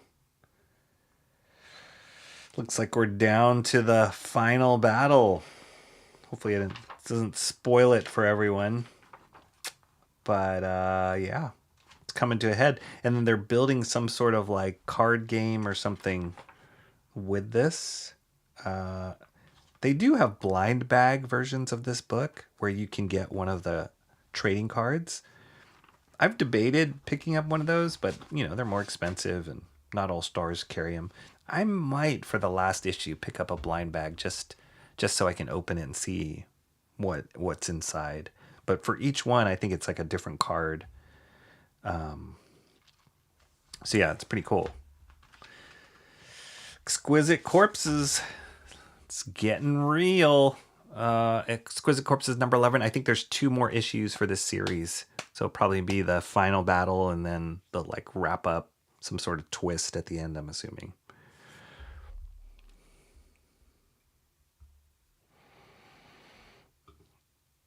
That's right. The Reader's Digest. We thought furries were disturbing. Yes, Timmy Mello, I've heard that for sure. Battle Royale, I've heard it. There's something about it, just competing. It's like, you know, sports. You always you pick your teams. I think maybe that's part of the thing that appeals to me. I was not really into sports much as a kid, like watching sports. And I became more so when I got older and I had kids and they got into sports and I just got looped into it. And then now in the Bay Area, it's very much a sports town. A lot of, you know, good sports teams here. But the appeal of it is very much the same thing that I get attracted to in stories. It's like you have your characters, you have your heroes, you have your villains. There's like adversity that they have to overcome and challenges and then like pushing through and setbacks and obstacles and all that kind of stuff. That's why I love sports. You know, one thing, sure, there's the technical side of the sport, how the sport works, the rules, the game, but then there's the whole like mental part of it. And so I think that might be part of it that I like in this. It's the same reason that I like DCKO or got into that like gimmicky bracket system in DCKO. There's that sport. It's like, who's going to be the winner? Who's the challenger? All that kind of stuff. Sumo Thori says, I'm not a fan of the comic blind bag. Me neither. Only if you get some. I'm not into the like, you don't know what cover you're going to get. Surprise, you got variant cover C, and you were actually looking for the 1 out of 100 special variant cover that could be in the blind bag. I'm not that into that kind of stuff because I think you can just go down a rabbit hole and spend a lot of money hunting for something that you don't even want. But the reason why I was willing to maybe do a blind bag on Exquisite Corpses because it comes with a trading card, and it's kind of a cool supplement. So regardless of whatever your cover is of the book, you'll get an extra something for what you're putting down. So that's all. And because it's like a game that they're building, blah blah blah. We'll see. Maybe I'll do a search on. I'm sure somebody's posted what those blind bags include in for Exquisite Corpses, and I'll do a search and see if it's worth it.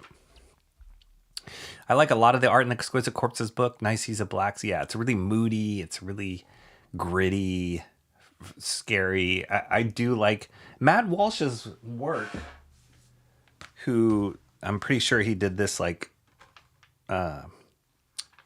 opener stuff in this book. It's actually not the most refined art style, but it works for the genre. And yeah, it's good storytelling. So it's not my favorite style, but it's like it totally works for this book. I actually like it better than this artist. And this artist is arguably a better artist. Or more refined, I should say.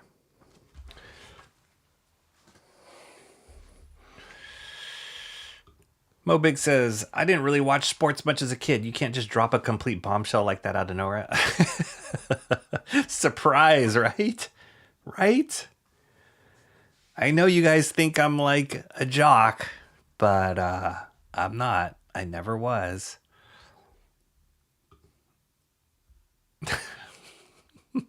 The villains in sports like the Dodgers and the Yankees, the Celtics, exactly. Lakers also make it worthwhile because there's added, exactly. Absolutely, 100%. It's like you're reading a comic. You're just like, oh. And then there's like a collective emotional journey that you go on with the other fans. So, you can just connect with people and you're like, yeah, darn those Dodgers. Or like, I was listening to sports radio this morning, and they were talking about this new pitcher that pitches for the Pittsburgh Pirates, Skeens. And he's like this incredible guy. He's like a generational pitcher, blah, blah, blah, like incredible stats. And he's going to be amazing. And the commentators were saying, like, you know where he's going to end up? He's going to end up in the Dodgers, which is the Dodgers are just this financial behemoth in baseball, and they just buy up all the talent. So, and then everyone's like, oh yeah, it's gonna happen. It's the worst thing, and it's just part of sports. You just like collectively get excited and collectively like get angry based on how your team is doing.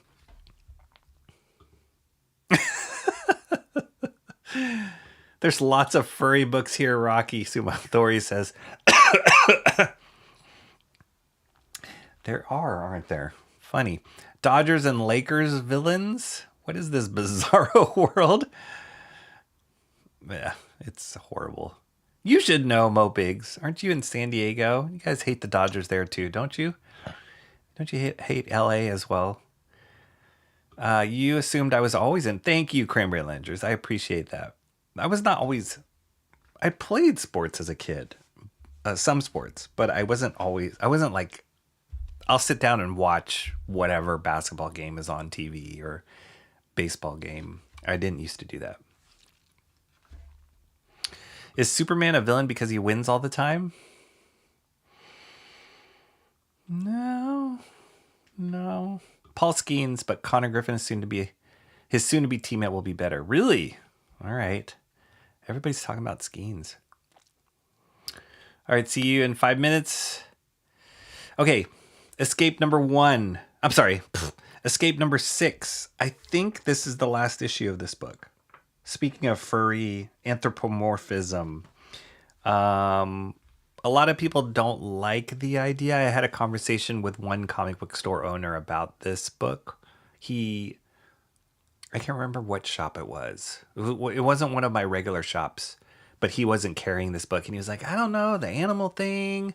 And I was like, I totally get it. But the artwork has been so good on this that Daniel Acuna like makes it convincing. And I remember reading an earlier article by Rick Remender, who's the writer, saying that he decided to do this with animals because he felt like it made you feel the emotions on a more like universal level, on a more human level, if that makes any sense, through the eyes of animals, as opposed to just like designing random humans, like that you're like, oh, I don't really connect with that. Like something about making it animals makes you the same reason like when people look at like why cat videos are super popular and like, you know, people like pets, there's just something like universally connecting on that level, emotionally connecting on that level. And so that's why he decided to do this as animals. And I found it's pretty effective.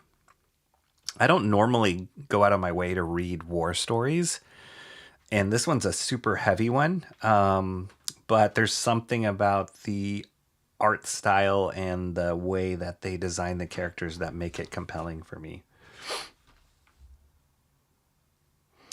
And so this character here, at the beginning of the series, he's caught behind enemy lines. His plane is shot down. His whole battalion is killed, and he's the last man standing, and he's behind enemy lines.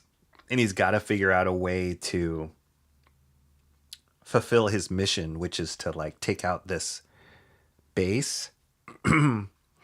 Otherwise, you know, his whole platoon is in trouble, or the whole war is in trouble. So he really takes it upon himself to like complete the mission, but he's one man against pretty much like Nazi Germany. So yeah, he's trying to navigate behind enemy lines.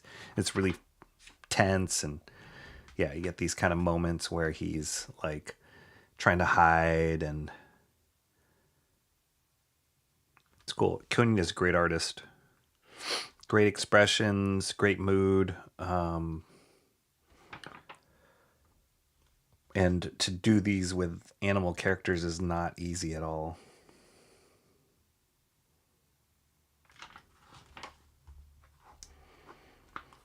It's like some sort of interrogation happening here.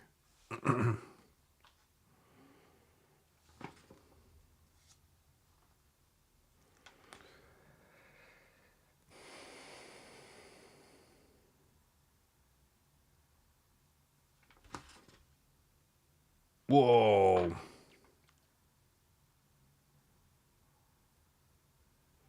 My mission wasn't to avoid capture, Major. It was to end up right here with you. We needed someone in this room. I volunteered. Of course you did, but to what end? To distract you. This could have been like full page. Yeah, I would have made this bigger. And then these moments a little smaller.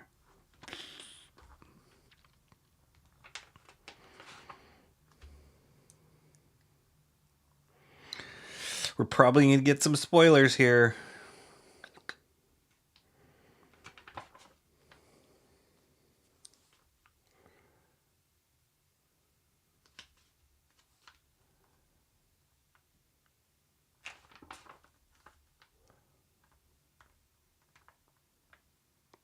Yeah, it's really moody, and it's little like embers and smoke and debris. Cool lighting.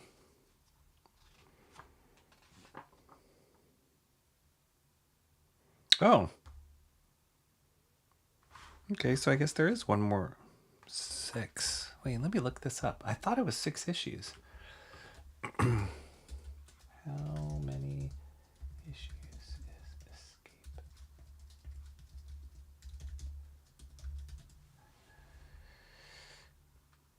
Huh.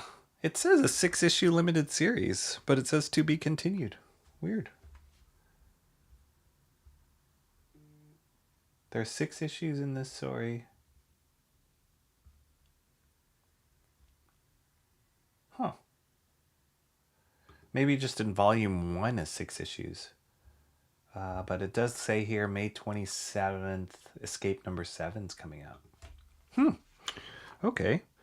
This concludes... Oh, our first major story arc. Oh, maybe they're doing a whole other arc. Well, that's interesting. We'll be back with issue 7. It's a bummer. First chapter of our tale. Wow, so I guess it's going to go even longer. Okay. So now that means I'm at the point of, is it going to keep me going for another 6-issue run, similar to Battle Beast? I'll have to think about that. So if I had to pick between Battle Beast and Escape to continue on,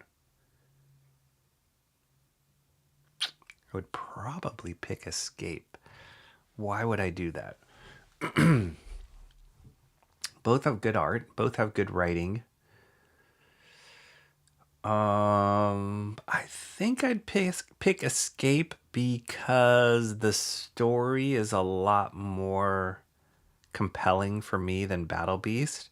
Battle Beast is like a little bit of a joke, comedic action, and then this is way more serious, and like the stakes are super high in there, and those are the kind of stories I tend to lean towards. So yeah, if I had to pick one between Escape and Battle Beast, very similar in that they finished the first arc, anthropomorphic-ish characters, and starting a next arc, I would probably pick Escape.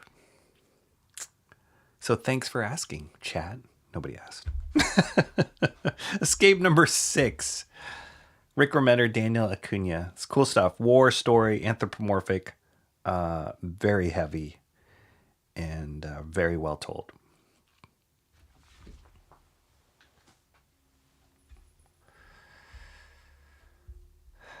Cranberry Lander says, good design, good approach, but I don't like the animal people as much. Fair enough. Fair enough. We need more happy animals, Mr. Monkey Boy 1969 says. Mo Pig says, this reminds me of AR-15 Orangutan, his original creation, except not as good. I blame Orwell and Charlotte's Pig. Those kind of stories totally appeal to me. I remember watching Charlotte's Pig as a kid. Did I see the movie? No, I think I read the book first before I watched the animated movie. But those really impacted me. And then I love Animal Farm. I'm not looking forward. They launched a trailer for an animated Animal Farm that's coming out. I believe Andy Serkis, the guy who did Gollum, is directing it. It does not look good. It does not look true to the original material at all. It kind of takes it into this like Hollywood spin, and it's like, ugh. But I am a fan of that story. I think it, and the way that story was told. So yeah, I love all those kind of things. Can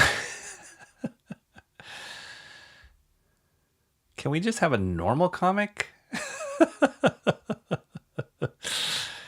We will.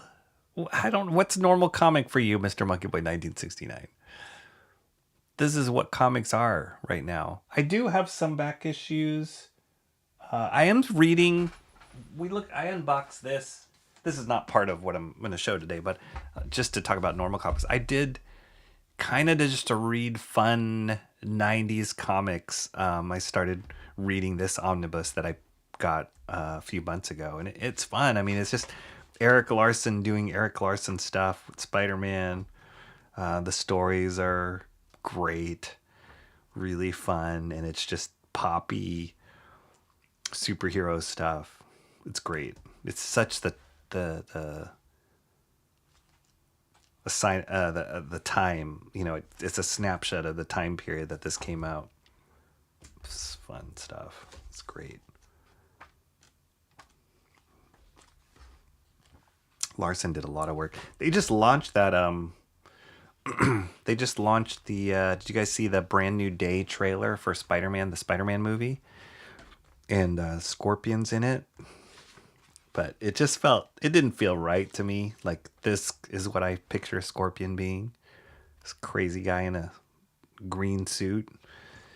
And at least the bits that I saw in the trailer, I was like, it's okay. But yeah, I love this. This is like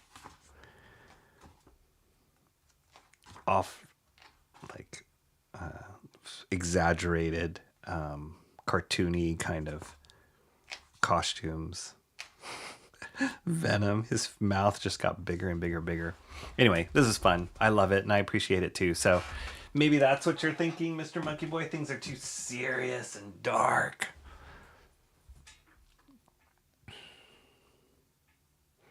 6-issue limited series to be continued. What kind of war lasts longer than originally expected?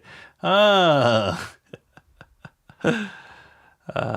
course they left it open-ended. It's just rehash of Elephant Men.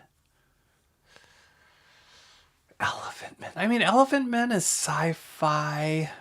That was more about like genetics and creating ulterior races, right? Like merging animals and humans. Yeah, it's a little different. They should have named Escape Grizzled. They should have named it Escape Grizzled Vet. Poll or more? No, we got more books. When Rocky read Charlotte's Web, his favorite character was Fern, for obvious reasons. The internet scared people on anthropomorphic characters, and for good reason. I've got a lot of those, Michelle. Stick figures, that's what Mr. Monkey Boy 1969 calls the regular comics. Animal Farm is going to be pro-socialism or pro-communism from what I hear.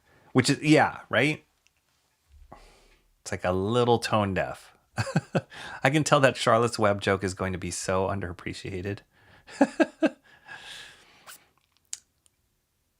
I know exactly what you're talking about with that joke.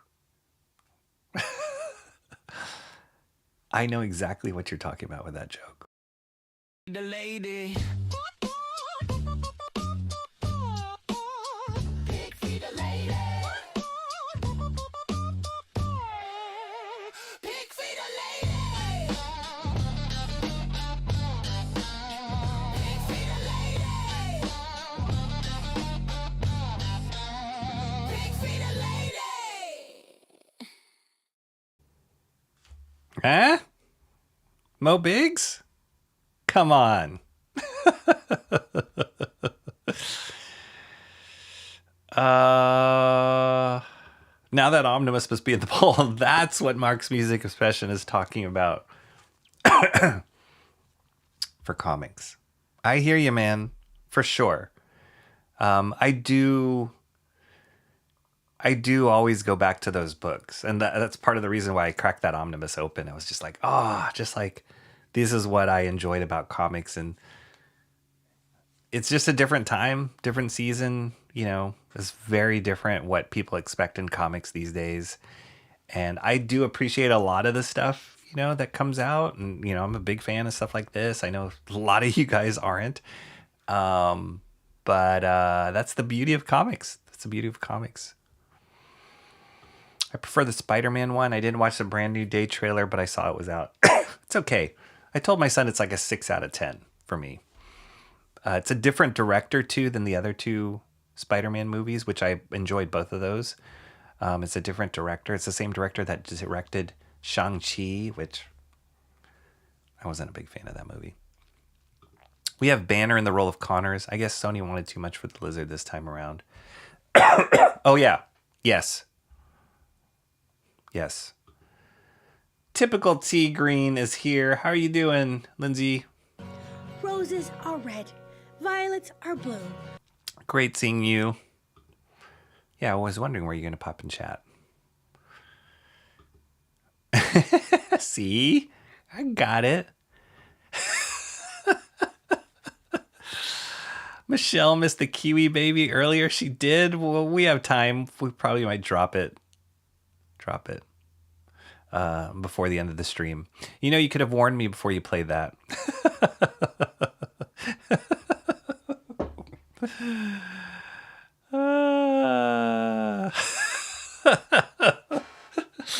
Okay, Absolute Batman. So my job here is done. Absolute Batman number 18. I picked this up last week. This is the second part to a two-parter drawn by Eric Canetti. I know a lot of you guys know of him and of his work. Phenomenal artist. And he's doing this. He was given the task of introducing Poison Ivy and the Court of Owls into this Absolute universe. So that's really awesome. In the first part, they showed us like the form of Poison Ivy, and she's this weird, crazy monster version of Poison Ivy. It's wicked cool. And she kind of was introduced at the end of or close to the end of the issue, so we didn't really see her fighting with Batman yet. But here he goes. And then Batman also like pulled his cape over his mouth. So yeah, it was just, I believe it was just Canete's excuse to just do this cool form of Batman here with the scarf over his mouth. It's really cool. I love the way Canete does action. Super dynamic.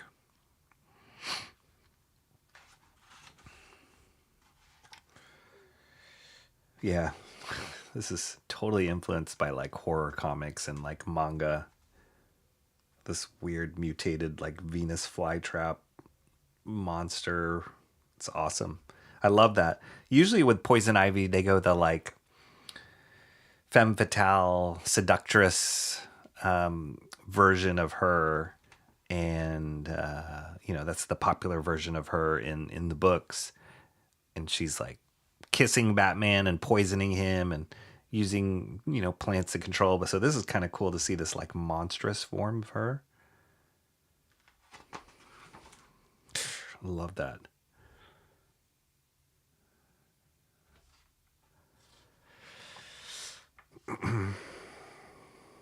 It's like very manga influenced, but it doesn't look like manga, at least in my opinion. So Nick Dragotta does the same thing. He's definitely influenced by manga, but it doesn't look like manga when he draws it. You can just feel the same like the comic language that was developed in manga comics. You can see it in his work, but it doesn't look like a direct ripoff.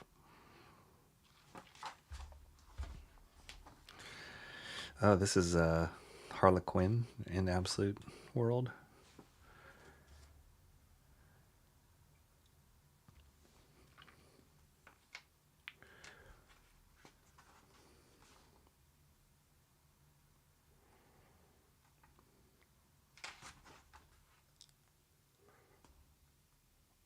And then there's some tie to the Court of Owls. I believe that Bruce Wayne's mom in this Absolute Universe has history with them. I think that's what they're setting up.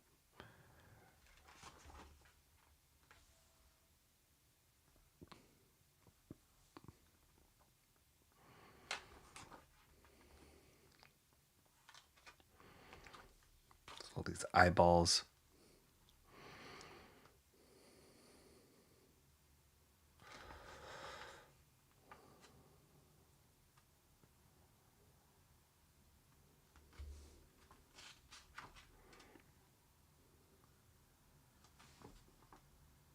Ooh. That is a killer image. I think we just witnessed his mom dying. I think she might have just gotten shot in the face.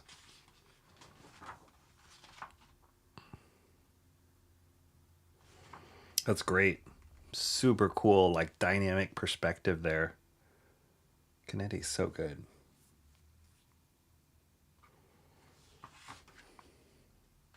All right. Absolute Batman number 18, the conclusion of the Poison Ivy story, and also opening up the doors to the Court of Owls and some sort of history there with Martha Wayne. Very cool. This Nick Dragotta cover. It's kind of cool to see his interpretations of what Canete's doing too. And I believe that the next arc after this is where Scarecrow comes in, which is going to be crazy.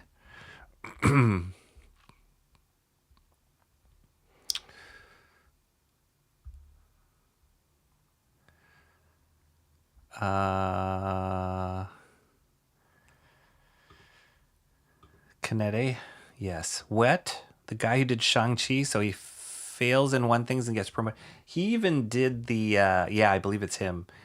He even did the Wonder Man series, which I only watched the first like 1.5 episodes of that, and it didn't totally hook me. So I think he was the guy who was show running that too as well. Yeah, I don't know. Yeah, he's doing Spider-Man.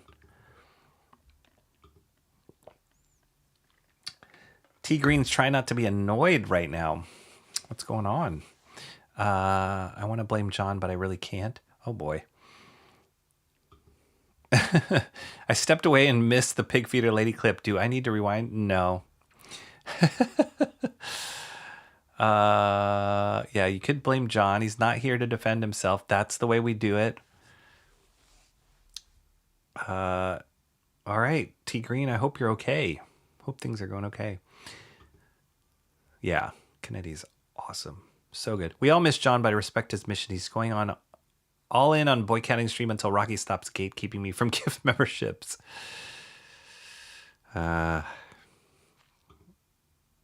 really pulling from Chainsaw Man. I haven't actually read Chainsaw Man. I mean, I've seen sequences and images of him, but I haven't read the book, so I don't know the story really much of Chainsaw Man.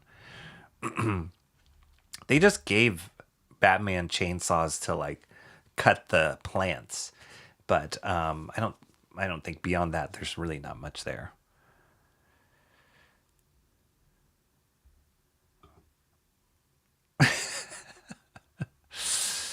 Okay, you're good. Okay, T Green, hang in there. And also, everybody hang in there. We have a few more to go. Here comes the newer books. You just saw an advertisement of that in, I believe, in that Absolute Batman book. But this was a new one under the Next Level banner that just launched today. There's actually 3 books launched today. Deathstroke, Lobo, we will look at Lobo, and Batwoman. I've never been a fan of that character, Batwoman. And I flipped through the book and I decided not to pick it up. It just wasn't for me. Greg Rucka is the writer on it. The artist, Danny, who I'm not super familiar with Danny's work other than I believe it's a she, drew an issue of like G.I. Joe Silent Missions or something like that, which was kind of cool, but I just looked through it. I don't really like that character. I'm not really into it. So I didn't decide not to pick it up. I was on the fence. The only book that I was for sure going to pick up out of this Next Level initiative was Lobo. So we will look at that next. This one, I wasn't 100% sure. I like the character Deathstroke. I've read some stories with Deathstroke in it, obviously intertwined with like the Teen Titans and Batman crossover and all that kind of stuff. But I wasn't sure about this book, but flipping through it, I was like, okay, I'll give it a shot. Now, so the writer on this is Tony Fleeks, who he is a hot writer right now for comics. I think he does a book called Stray Dogs, and there's something else that he did. But yeah, he's super, super popular right now. And then the artist is Carmine Di Giandomenico, which I've seen their artwork before. I can't recall off the top of my head where. But anyway, I flipped through this and I was like, I'll give it a shot, at least to read through this first issue. Like, this is pretty awesome. This is a pretty awesome double-page spread right there. It feels very much like what you would want from a Deathstroke book. Like an assassin, he's on the rooftops, there's like papers flying everywhere. It's really moody. It's very, very cool pose, cool coloring in it. So this is like, just seeing this splash page, I was like, okay, this looks pretty cool. And then just flipping through it, it's like they do these like really wide, and I'm just giving you guys my thought process of what attracted me to pick up this book. These like really wide panels, like feels widescreen, IMAX, cinematic. You're seeing the scope of what he's looking through. It's like very true to the character of Deathstroke, which you would imagine. So I was like, this is pretty awesome. Like he's on a hit. He's got his weapons laid out. They're definitely 3D referenced, those weapons. all this. There's a lot of like 3D models in here I can feel. But yeah, there's something about this like wide panel layouts that just felt cool. It felt like a film. And then his costume, his design looks great. There, it's another cool splash page. I mean, like driving a truck off of a building is pretty cool. But yeah, you can see the 3D models in there, which I'm not a huge fan of. It feels a little stiff, but you know, the character work's cool.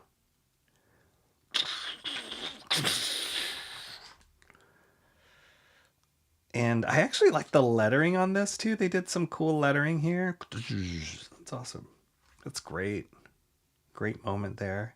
So yeah, I feel like it just captured the mood of what I'd want to see in a Deathstroke book. Yeah, you can totally see it. It's just like playing out like an action movie. And he looks awesome.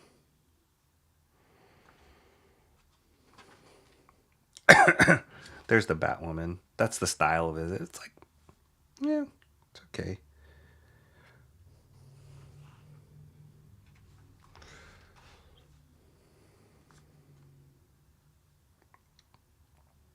Yeah, like this stuff, I'm not a big fan of how he draws faces, but the Deathstroke with the costume on looks awesome.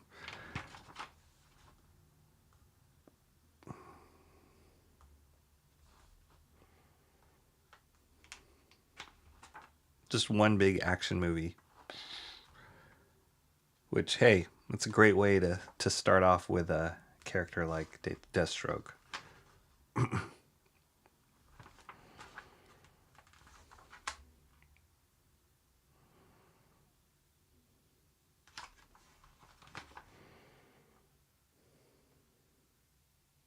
So yeah, I don't know how the story is. I'll read it. And I don't actually know that much about Deathstroke as far as his history and his origin story. But it was just kind of a cool, like,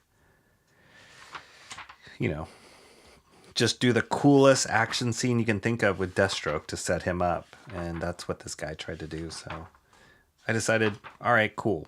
I'll pick it up and see how it goes. Deathstroke The Terminator 1. Next level.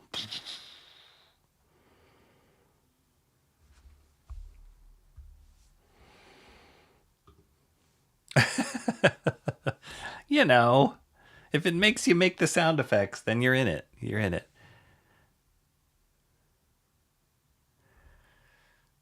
Okay, wait. We're going into Chainsaw Man. Chainsaw Man is something.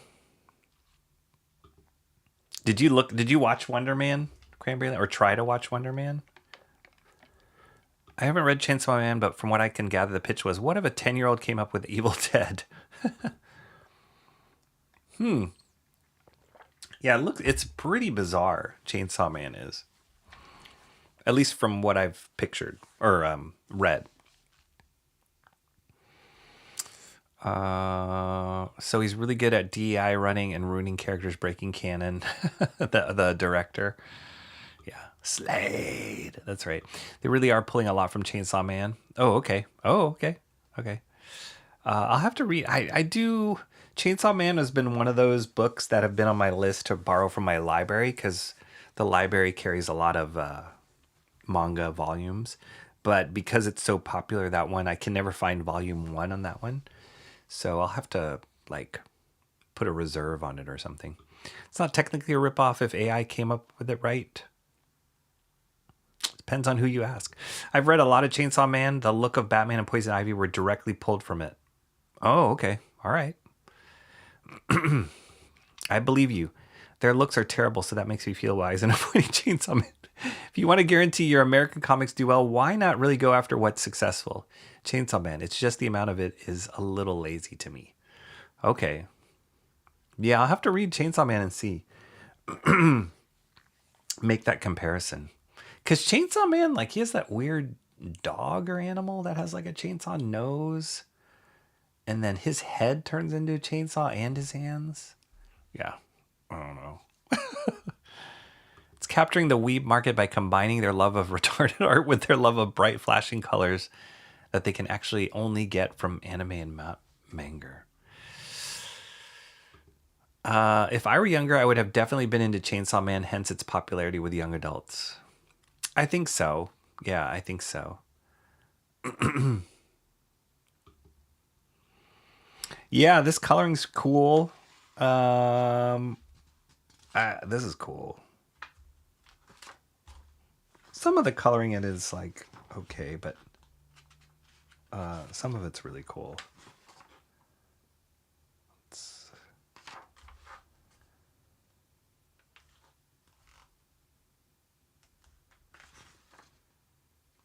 Yeah, they use sound effects a lot. I noticed that when I was flipping through this book. They use sound effects a lot in this book. Who's the letter on this?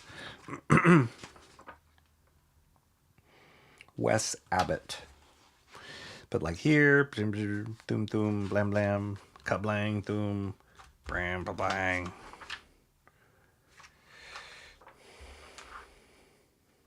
Yeah, it's doing a lot of heavy lifting in here.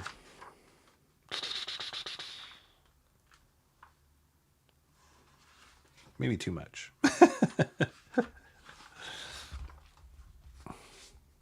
Sound effects, high tier confirmation. Deathstroke hates everyone because one of his sons got killed. His daughter Rose also hates him and she's a Terminator like him. Oh, wow. All right. Okay. Very cool. Very cool. I don't think you're an idiot for reading manga. I think a lot of intelligent people like some mangas. There are a lot of stupid ones and stupid readers. The art overall is less complex. The thing with manga is like, it's hard to buy manga because one, there's just so much of it. And so it's not like with comics, if you commit to an issue, it's like, oh, okay, maybe I'll buy 6 issues, 10 issues or whatever. Manga is like volumes and volumes and volumes of it. And like if all of these individual issues or books were so readily available at my library, I would probably buy a lot less books. And we do have a great selection in our library, but not to the extent that like manga has. So that's why I don't buy manga. Michael Bancroft's here. Lost my cursor. What's up, Bancroft? That's not a knife. That's a knife. You missed it, Bancroft, but I believe your wife, Mel, got a gift membership today, thanks to Cranberry Langers. So, there you go. You can steal her account for honorary membership. That's right, Cranberry Langers. It is not just regional. Stupid comics are from every country and stupid readers as well. You still need to get up to speed on solo leveling with Dan to Dan. Yes, I do. I have not read any of those as all, and I know you've recommended them a number of times. No art share, for shame, Bancroft. For shame. Chainsaw Man is a childish concept with deeper, more serious undercurrents. A lot of psychological and deeper concepts. I get that. At least the t-shirts look dope, Michael Bancroft says. Apparently you're too busy doing work, or maybe doing work on things that are going to earn you money, than sharing art with the rest of the world. Rocky was talking about passion fruit and his disdain for the black seed. I warned him that it was turning into a Bancroft rant. Dang. I was thinking the color in the comparison to the one that's bad. Yeah. Unfortunately, Skinbreaker's colors are going to be a benchmark of not great comic coloring in the modern era for me. And I don't think you were here, T Green, but like shortly thereafter, when we were just talking about the bad colors on Skinbreaker, we were looking at Geiger 22, and the colors in that are beautiful, really well done. Like a notch up for comic coloring for me. It's a demon. The one with the... Yeah, gotcha. The one you and Sean talked about. Yes, that was Skinbreaker. Horrible. I'm sorry. Sorry to that colorist. But we looked at Battle Beast and she did the colors on that. Oh, they weren't half as bad. Sounds like a case of Stop Asian Hate, Mo Biggs.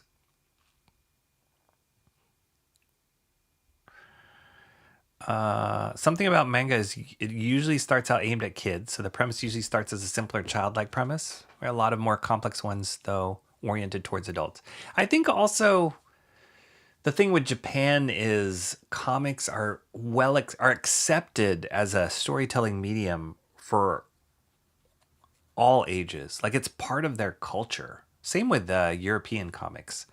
It's part of their culture. It's not like, oh, that's just for kids and nerds. It's like everybody, all ages, all walks of life are reading comics, are being entertained by comics in Japan. And I think that's why their stories there are so diverse and appeal to so many different audiences, different age ranges, different subjects. And that's what makes it amazing. So, you know, poo-poo all you like on the style and the weebery of it all. I think what they've done with comics just as a medium has been incredible. And I wish American comics were kind of as evolved as other countries. But I think I've mentioned it before on past streams that like a lot of that had to do with the comics code at the time in the 70s, I think 60s and 70s. The comics code, which really limited what comics could be about because there were so many regulations. And so the whole industry kind of got stunted because they couldn't push forward into like more adult content, more mature content, because there's a lot of stuff that was squashed with that code.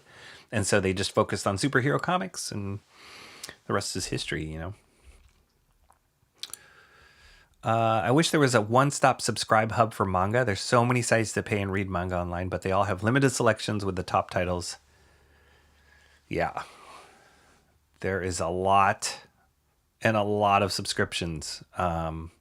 So much to read. I am embarrassingly behind on a lot of things to read.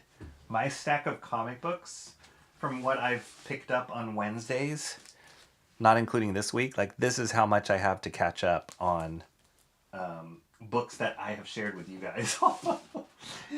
Very embarrassing. On top of all the like graphic novels and omnibuses and what else. So it's really embarrassing.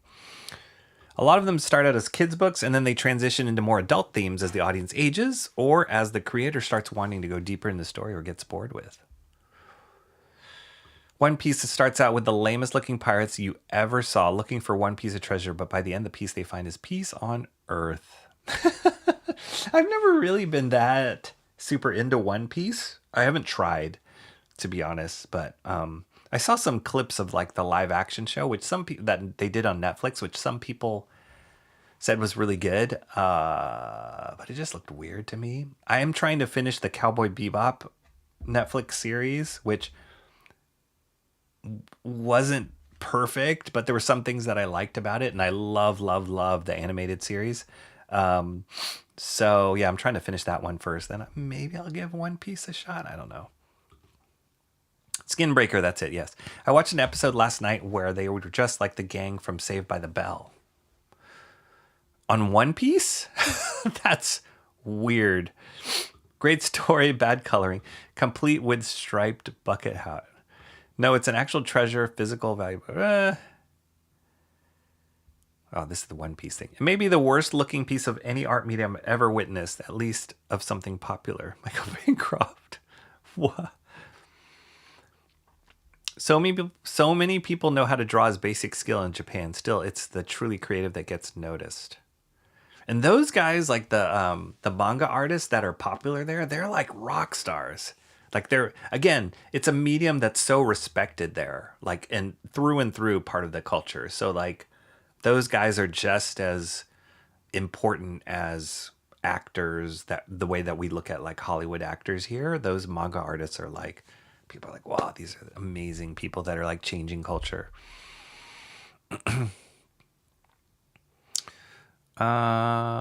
Typical now I want to watch One Piece. Actually, the main character is foretold to like destroy many nations. I loved Heathcliff. Gotta run. Have a good evening. See you later, Michelle. Thank you so much for stopping by.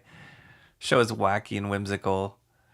Yes, Rocky, the first 25 seasons of One Piece may be universally acknowledged as unwatchable trash, but I've heard if you can power through, it actually picks up in season 30. Oh my gosh. My boyfriend watched all of One Piece. I only caught a few of the episodes he sat me through. There are only a few, very select handful of things that had my attention, but it's not a show I'd go out of my way for. Okay. I went to Art of Manga exhibit. I think I shared that with you guys. And it came through here at the De Young Museum, which is an awesome museum here in the city. And they had an Art of Manga exhibit, and one big chunk of it at the end was for One Piece. So that was kind of cool to see the original art. It wasn't my favorite. It wasn't my favorite in the whole exhibit. So yeah, maybe one of these days I'll take a crack at it. Oh my gosh. You guys are talking a lot about One Piece for so many people that hate manga. Art style entertains me but pisses me off at the same time. It's kind of weird. It is. I watched an episode with my niece and it really came off as something creative for 5-year-olds to watch on Saturday mornings, but somehow caught on. Huh. I enjoyed the live action but couldn't even sit through the whole episode of the anime. Oh, weird. Huh. One Piece will never end. I can't watch live action just because the character design reminds me that the anime exists. Yeah, there's some weird designs in there for One Piece and weird powers. Like the main guy's like a stretchy dude, which, who am I to say, right? We have Fantastic Four here in the Western audience. But yeah, it just seems a weird amalgamation of different things. Okay, let's look at this one. This was kind of the, I think the most anticipated book on my list for this week was Lobo, Next Level, #1. The great thing about this is Scotty Young is the writer on this. He is also the writer, creator, artist on I Hate Fairyland. He's very popular, very successful comic book artist. He kind of made his mark doing a lot more cartoony stuff.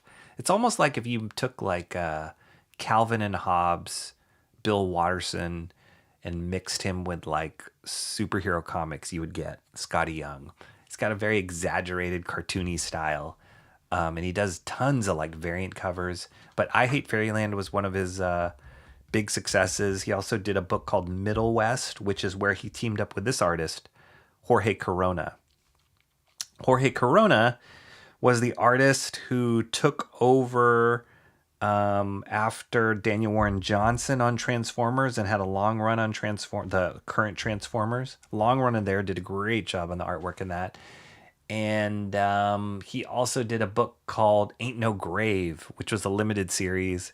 It was this awesome Western meets the afterlife. A lot of cool artwork in that one. Really enjoyed that. And that was when I got exposed to Jorge Corona's artwork, was that series, Ain't No Grave, and his Transformers work. And he's awesome.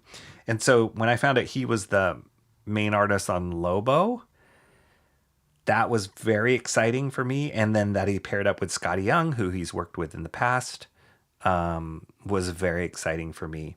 Lobo will always be tied to Simon Bisley in my mind. When I grew up learning about Lobo, reading Lobo, it was his work that was always kind of the penultimate Lobo work. Him and like Keith Giffen, those two guys on that book. So it's hard to step out from under their shadow because they really like created who this character was and made him who he was. Tongue in cheek, just kind of this like badass like space bounty hunter jerk. And Lobo's going to have probably a decent, if not large-sized role in the new Supergirl movie that's coming out from DC. So I think that's another reason why they're pushing this series to kind of start hyping him back up in the public eye. But it's just great that when they announced the creative team on this, I was like, okay, cool. This is going to be a book to check out. And here we go.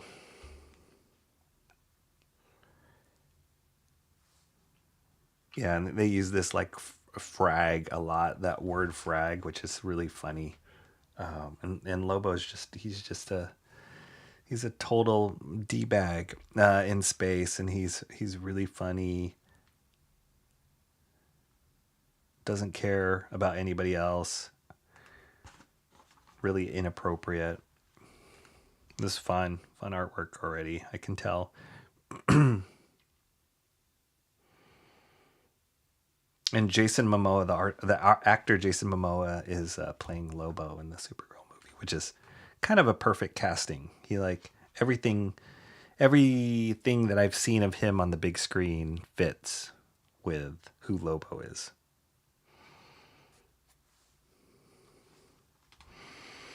And the fun thing about Lobo's universe, actually similar to Battle Beast. I mean, Lobo came out way before.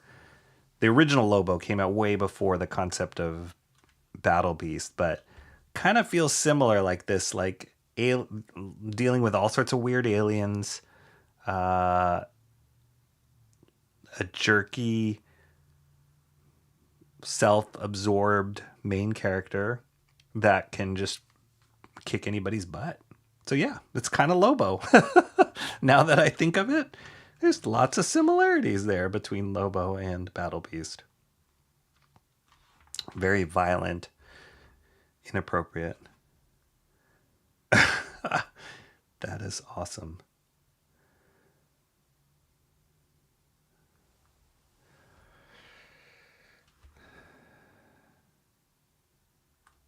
So this is the planet he came from.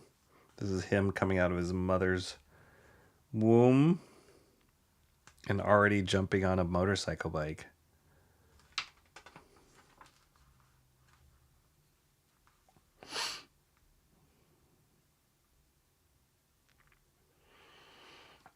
Yeah, Corona's perfect for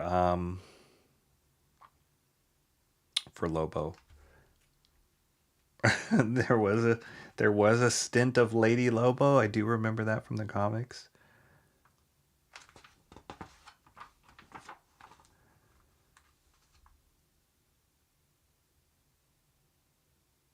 Great.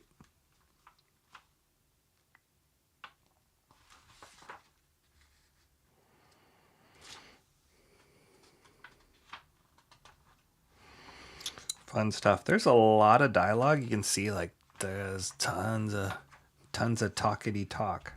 It sounds like it looks like they're kind of going through the path, like establishing who he is for people who might be picking this up for the first time, going through some of the old story arcs really quickly, just to like lay the groundwork of who Lobo is.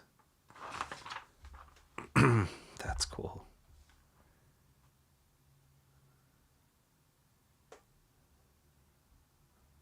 Super inappropriate. Great.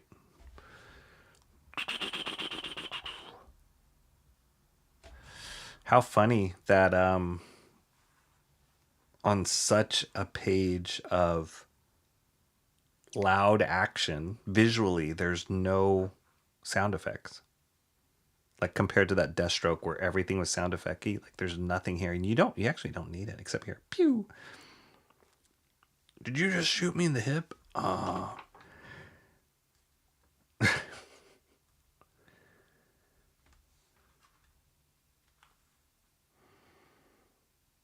Love this guy with his big TV head monitors.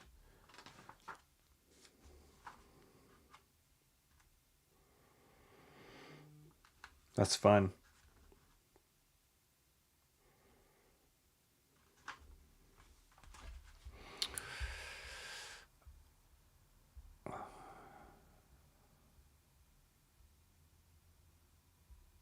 Okay, let's see.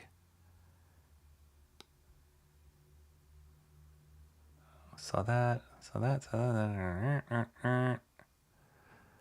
Gooma Gooma Nut Punch. I'm super down for the weirdness, but the way it's depicted isn't for me, Emo Trash says. They get their powers from the devil fruit, but the downside is that the sea... Oh, are we talking about One Piece here? I'm glad Lobo didn't stick with his original look, Sumo Thori says. Ichiro Oda said that it's going to be ending sooner. One Piece. That's a great thing about this is the fact that Lobo isn't cool, so they aren't able to ruin him as planned. We get it. He looks like something out of Dragon Ball Z. It sucks, but he already sucked. Gosh. Yes, Ain't No Grave. That's right. That's Jorge Corona. It's possible live action is terrifying. Ain't No Grave is cool. Art Mark's music obsession like that. Any live action version of animation isn't for me. Yeah, that's a tough one. That's a tough one to translate. So yeah, when they were talking about doing Bebop as live action, I was like, because the animation is like perfect in that one for me. So yeah, when they decided to do it live action, I was like, I don't know. But some of the casting was okay for me. And then some of the acting, worked. So I kind of just stuck with it. And for the most part, it's kept me in. There's some characters in there I'm like, that did not translate well for that one. So yeah, it's tough. It's tough to translate it to live action. You say the Lobo one more time and a certain Chicago native will undoubtedly appear. Phil was already here, but yes, he big leagued me in the chat.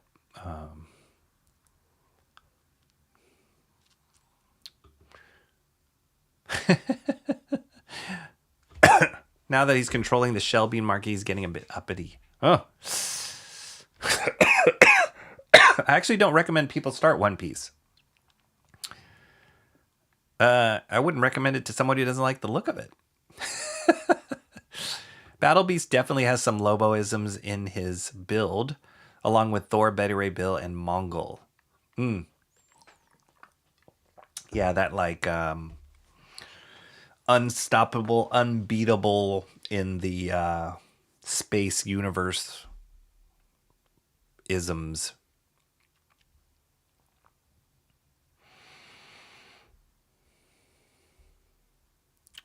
Some anime aren't meant to be made into live action like Dragon Ball. Yeah, do not. Really works. I even heard his fellow role refer to Bancroft as one piece of... God. Okay, that was it. That was it for the current books. Lobo #1, last current book. And then the last thing I wanted to look... I picked this up at a garage sale this weekend. Pretty cheap. This was a series... So Watchmen is one of the greatest graphic novels in modern history. It's right up there for me as far as like Dark Knight Returns. Like Watchmen is right there when I think of like top stories. Some people don't like Watchmen. I really enjoyed it. I really thought it was great. And so it was originally written by Alan Moore, drawn by Dave Gibbons. Incredible storytelling by Dave Gibbons. For those of you who do not know Watchmen, highly recommend it. It was made in the 80s, very similar time as Dark Knight Returns. And both of those things coming out kind of revolutionized what comic books were. They made them more serious, more adult. And so...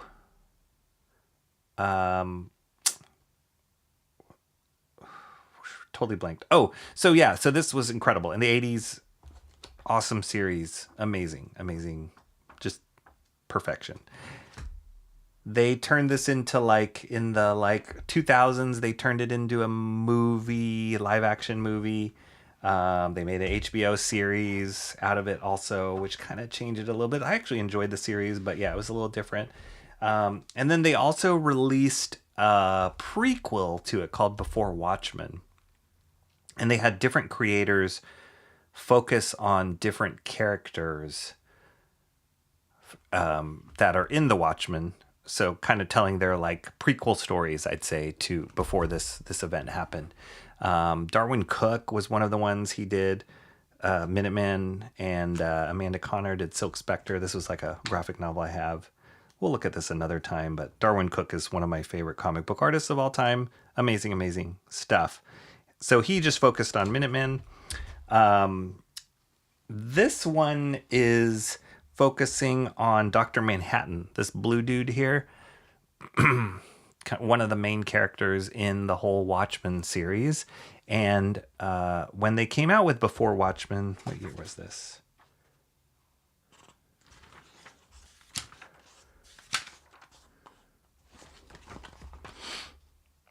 ...2012. So early teens of the 2000s. And then the original Watchmen came out in... I thought it was 80-something. 86. Okay. Each one of these, I think these were all these like prequels were like 4-issue series, I think. This one is. I think all of them were. But this one in particular, they focused on Dr. Manhattan, is written by J. Michael Straczynski and drawn by the incredible Adam Hughes. Adam Hughes, possibly one of the best cover artists of all time in comics. He did a lot of fantastic cover art for Catwoman and Wonder Woman in particular. He's known for. He started off as a sequential artist, but then I think he's just made way more money and probably a lot easier for him as far as hitting deadlines is being a being a cover artist. But on occasion, Adam Hughes will draw sequential art, and he's really good at it too. So it's a shame that he can't be the regular artist on any book, but knowing his quality, the level of work that he puts out there, and just how he thinks about storytelling, it's understandable that he can't keep up with a regular schedule. He's just probably too much of a perfectionist, and the style of drawing that he does is probably hard to keep up with on a monthly book. Adam Hughes is also part of, I don't know if they're still around, maybe they still are, but he's part of a collective in Atlanta of comic artists called Geiger Studios, which included Brian Stelfreeze, Jason Pearson, who I've talked about his stuff. He did Body Bags, one of my favorites. Cully Hamner was part of that group. Steen Walsh was a painter, part of that group. Carl Story, one of the best inkers, part of that group. There's a bunch of guys in Atlanta who just started the studio, Geiger Studios. And they were very well known for being great draftsmen, great storytellers, and just top-notch artistic talent. But also like couldn't keep a deadline kind of guys too. So Adam Hughes himself is known for like the way that he draws women is just phenomenal, like beautiful, sexy, really appealing characters. And so yeah. Anyway, he was given this Dr. Manhattan story. I found these at a garage sale, the whole series at the garage sale. So I was super psyched about that. And I was just going to share a couple issues with you guys. Just flip through a couple issues with you.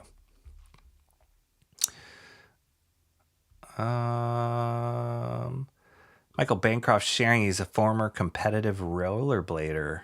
Holy moly. I think I knew that about you. He's a former competitive a lot of stuff, aren't you, Bancroft?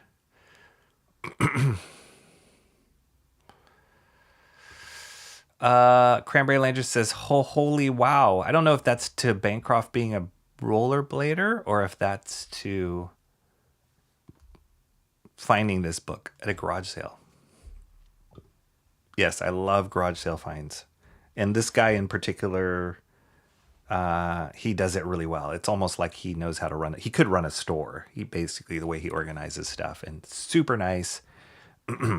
So yeah, you can see here that Adam Hughes, I've heard stories about him because Shanth and Jetty did an internship at Gaijin Studios, and his mentor was Brian Stelfreeze. And so he interacted with these Gaijin guys, got to meet them and see them work at the studio. And I think it was Shanth who told me that like normal comic book artists, we probably have like 5 go-to faces when we draw, like a female face, a male face, older male face, a young kid's face. Like you kind of have those go-to faces that you can draw.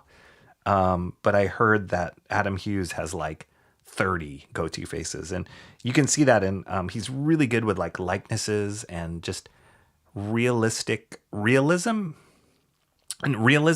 but also making it look really appealing and cartoony at the same time.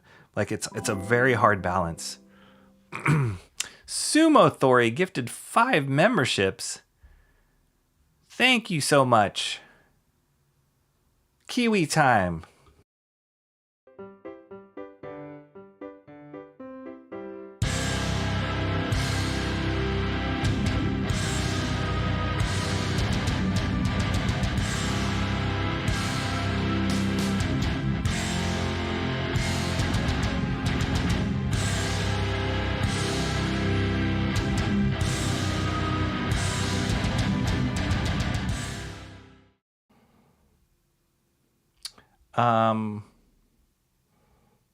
I don't think Mo got one.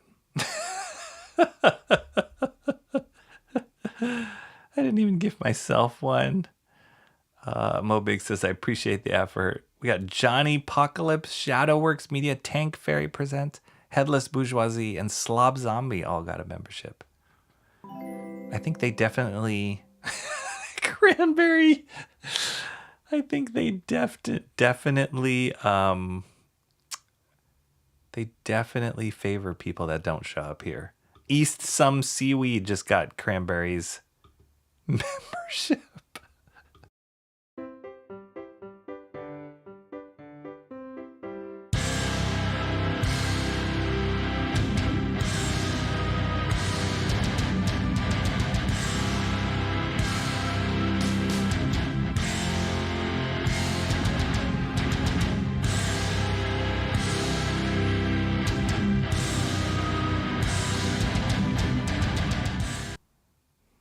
Hashtag justice still missing for Mo. You know, Mo, you could like save us all the effort and just $2.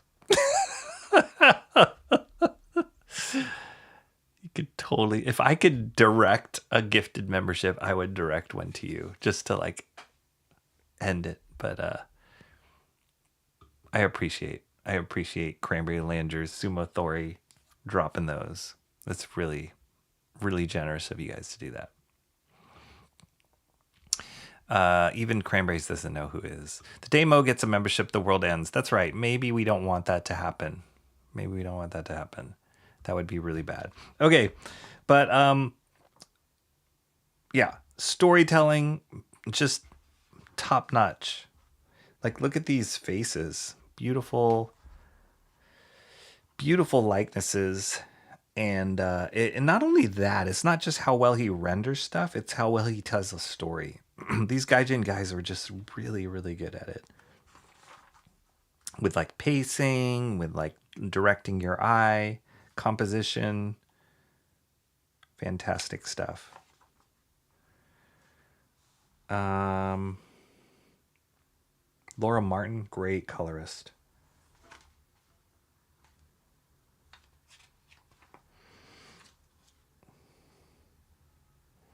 Yeah, he's got these fun expressions. Adam Hughes, there's another artist by the name of Kevin McGuire who drew a lot of like Justice League stuff. It was great with expressions. And I think Adam Hughes was influenced by that a lot. Like not just drawing a standard, like a good looking face, but like knowing how to like express emotion, and the emotion had to like match what's going on in the story. That's really important. There's nothing worse than like seeing characters drawn really well, but their faces do not reflect the emotion going on in the story. You don't tell the story. Oh, I had to I had to put little like block out the little wee-wees there. That's probably another reason why Adam Hughes was picked for this character. He's really good at anatomy, drawing anatomy, both male and female. So yeah, every now and then Dr. Manhattan would, it was kind of a running joke in Watchmen. He was, because his consciousness is kind of above. He thinks not like a human. He's kind of like way above, way smarter, dealing with like different timelines at the same time in his brain. And so sometimes he'll just walk out like totally naked and people are like, yo, put some pants on, Manhattan. But look at that John F. Kennedy Jr. It's great. The woman's face.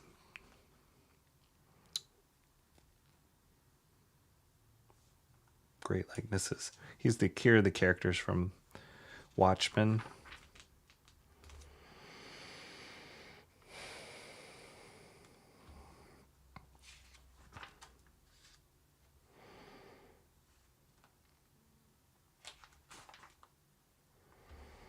Yeah. Dr. Manhattan was like a walking time bomb. He was created, he stepped into this like nuclear chamber, was locked in it, and then like gained all this radiation, but turned into this weapon. And this person who could create, do anything, time travel. And he became a linchpin in the whole Watchmen story. Really fun character.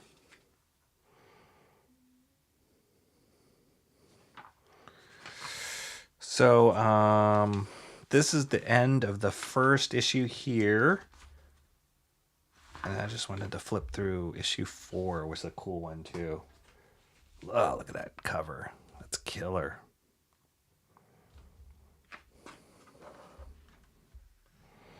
I used a tasteful shadow to block out the ween in a panel. Well done, Bancroft. Well done. You know, you got to know, as an artist, you have to know how to like tastefully block out the wee-wees. You know what I mean?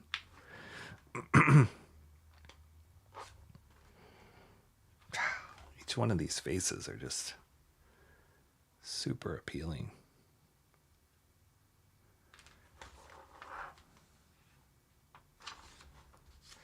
There was had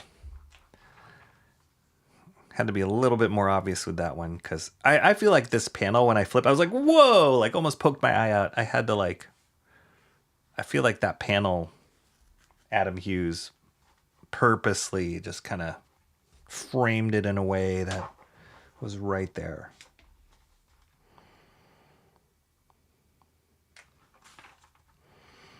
So it's cool. There's this back and forth here with Dr. Manhattan, Ozymandias. These guys are two, like this guy's like the smartest dude on the planet, and then Dr. Manhattan's one of the most powerful guys, and they're going back and forth here. This happens in the actual Watchmen story. But this is a really cool moment. They kind of, it's like almost like an alternate timeline. I haven't read the story all the way through yet, but from what I picked up, it's like a what if happens, and then the whole story flips upside down, which is kind of cool. So then we're reading it upside down, and it's like an alternate what if happened.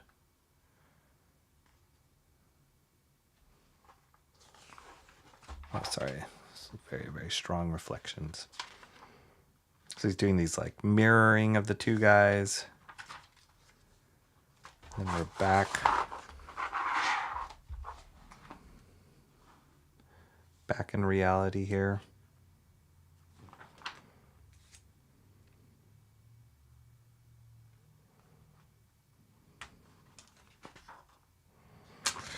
And that's the end of the story there. So anyway, kind of cool find. Adam Hughes, I'm a huge fan. Anytime he's doing sequential art, I'm picking it up. It's kind of fun covers here. But before Watchmen, great chance to see Adam Hughes stretch his muscles doing a full story sequentially.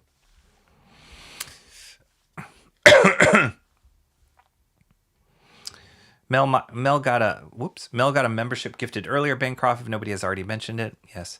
Dr. Manhattan almost turned Bancroft into a DC guy.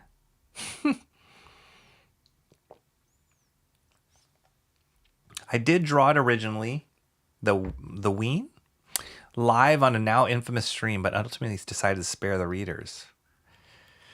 Ooh, I don't know if I could do that. That would be tough. The fact that he ended up hiding the Ween calls into question why he needed so much Ween reference. Part of the magic of Watchmen for me was the original art and coloring. This is too modern for my liking. I feel ya. Yeah, this is, I mean, we can compare here. Gibbons, this is his Dr. Manhattan. And yeah, just the beauty, like this is before computer coloring and all this, like the beauty of that line work that gave Gibbons, yeah, it's great stuff. If you haven't read Watchmen and you want an immersive story about what it means to be a superhero, and talk about stories of like things happening behind the scenes that affect humanity. This is one of those. It's fantastic. It's fantastic. It really like deconstructed what superheroes were, and I think that's what made it so different and so mind-blowing for readers at the time. Yeah, it's awesome. And he did this awesome 9-panel. I talked about this before. This 9-panel storytelling stuff was really, really cool. I would do those types of eyes to terrify people. Nice art, but just not Watchmen for me. All right. I feel ya. Everyone needs a blue schlong in their life. Okay. I don't know what the basis of that is or how to justify that, but I'll take your word for it, Mr. Monkey Boy 1969. All right, let's get to voting.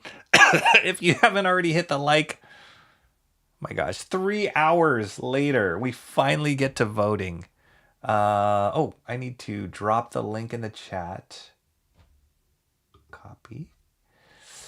And I'll paste this in the chat. I'll pin it in the chat.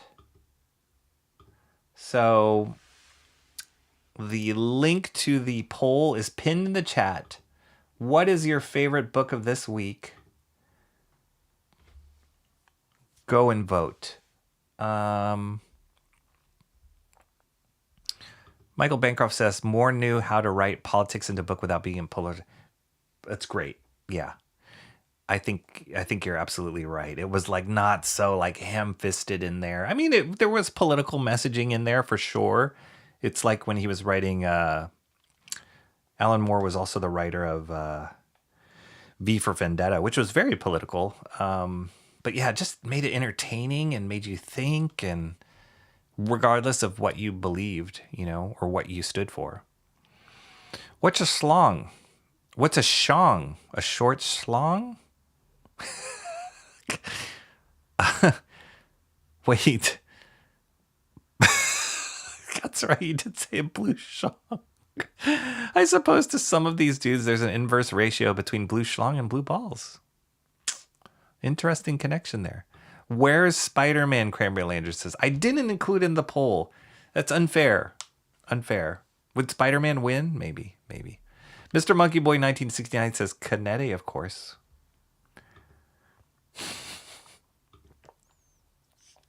Can we get a quick cover? Okay, yes. All right, sure. I didn't include Spider-Man, guys. I'm sorry. Maybe I should have. I wasn't even intending on sharing that. So, okay, here's the recap. Geiger, 22.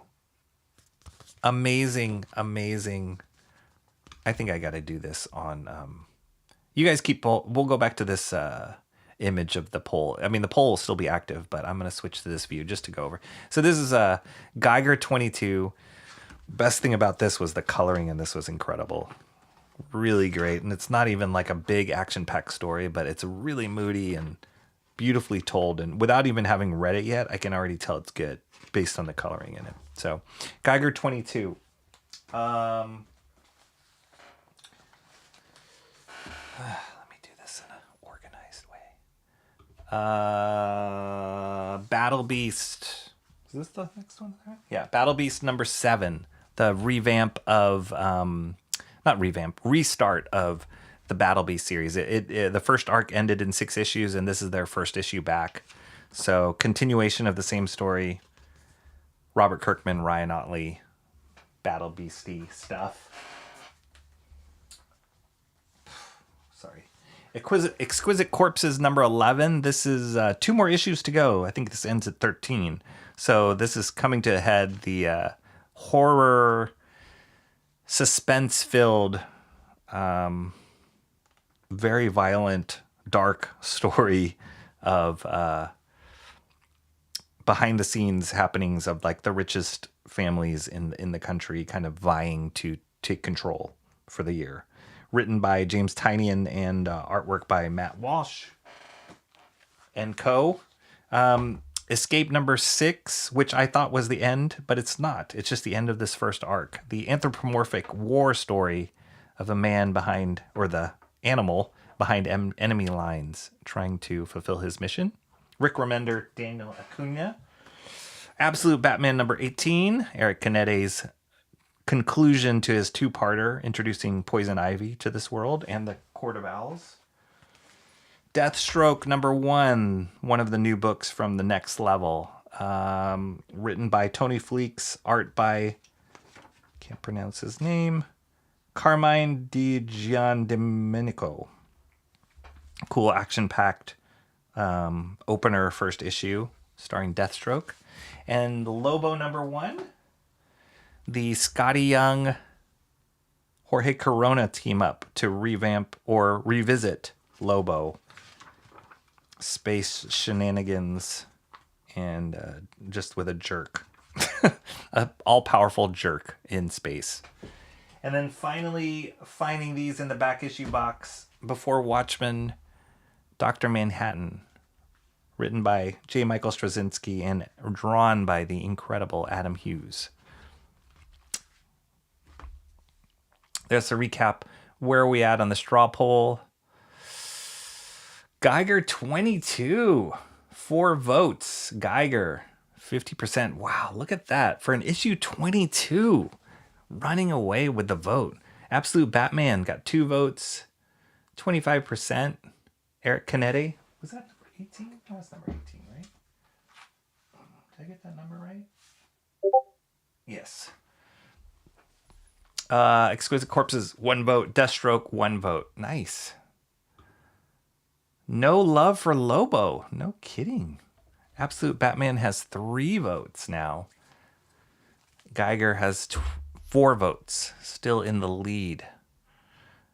Wow, surprising. Lobo has 0 votes. Nobody got Lobo. Bancroft says, I got to go with my boy Canette, even though Geiger always looks dope. Understandable. Both good options. Mark voted for Geiger. I knew that. I knew you would. Boo, boo. Omnibus for the win. Just vote Geiger, Bancroft. It's the only way to defeat the evil at this point.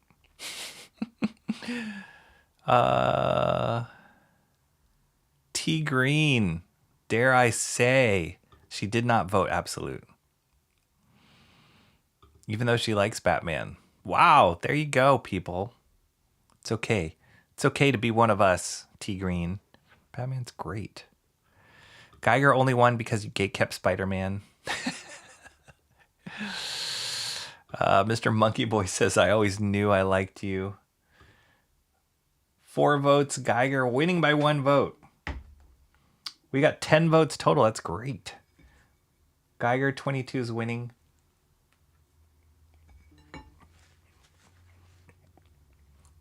If I did Spider-Man, would that have won? Would that have won? Really?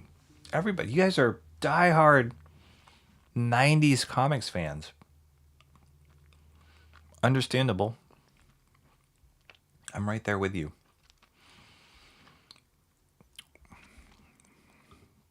Liking Batman is good reason not to vote for Absolute Batman. Steampunker says, I'm the one vote for Exquisite Corpses. Story piqued my interest. I kind of like the art.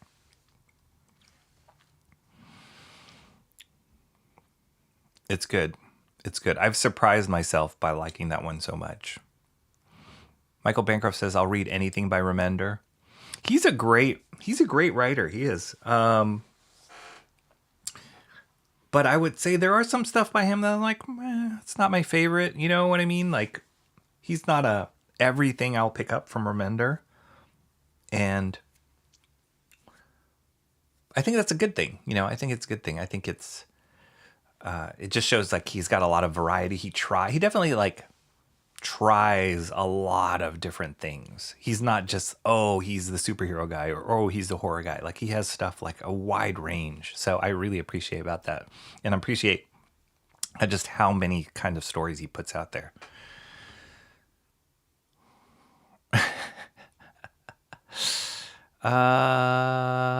Would it have won? Duh. Not a DC guy, but I am an EC guy. Michael Bancroft likes. Do you like EC Comics? Do you really? Yep. I'm eating that pocket pie. Yep. All right. I'm going to do the 1 minute countdown. Why is that so off? Oh, I remember why. Because All right. 1 minute countdown. I think everybody's voted already, but we'll just do it anyway for the heck of it.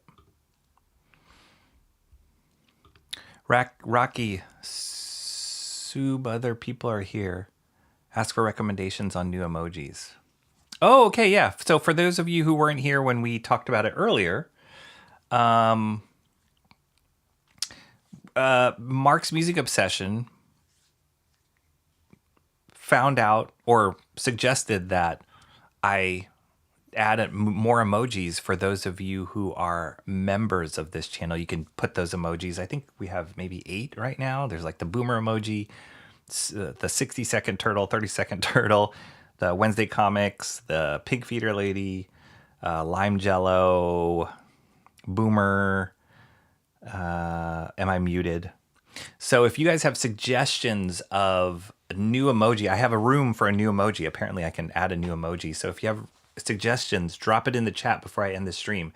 So some of the suggestions that have already come up were like something to do with cats, because my cats, actually I'm surprised, it's already 6:20. My cats still haven't figured out daylight savings time. So they're still asleep kind of now, even though it's actually time to feed them. So something to do with my cats, maybe meowing or something. And then the other suggestion was coughing, because I do cough on stream quite a bit. So I like a cough drop or something. But yeah, if you guys have any other ideas of emojis that we can do, drop it in the chat before we end. Cranberry Landers, he just dropped all of them, all of the emojis there. You can see them on in the YouTube chat. So I think that's it. 40%, 4 votes, 3 votes. 4 votes, Geiger. Absolute Batman, 3 votes. Almost got it. Exquisite Corpses, 1 vote. Escape number 6, 1 vote. Deathstroke Terminator, 1 vote.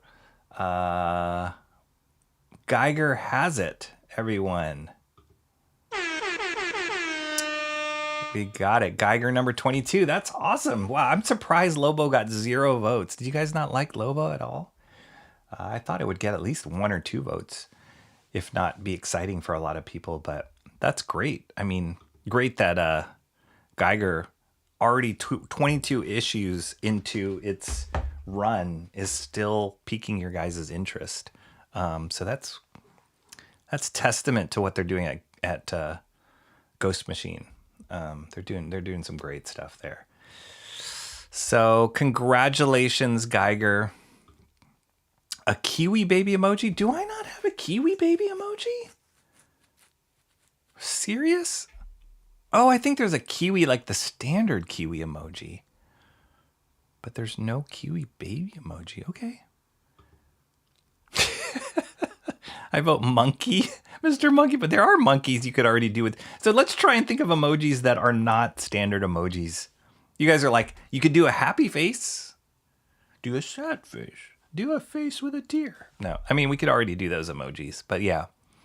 Kiwi baby. Like, how would you I could just take a snapshot of that baby's face and shrink it to emoji, maybe.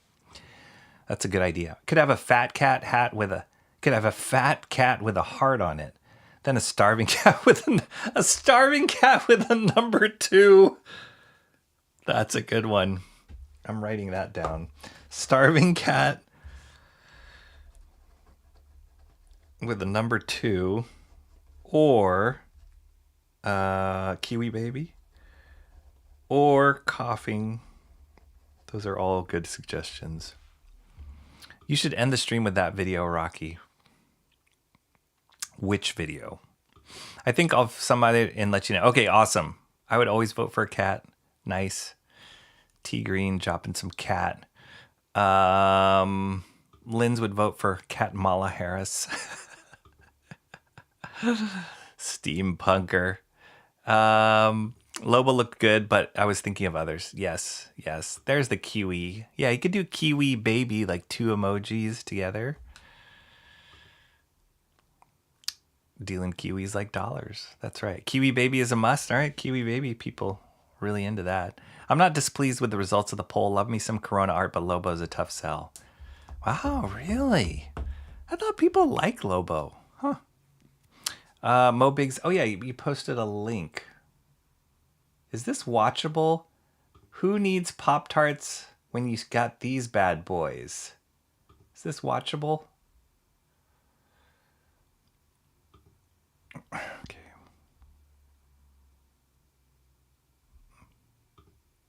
This better be watchable in public.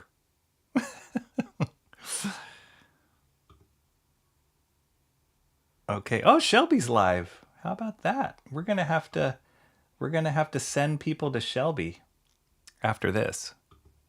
You aren't sure what Australian toaster biscuits are? It's a roundy thing that my mum puts in the toaster.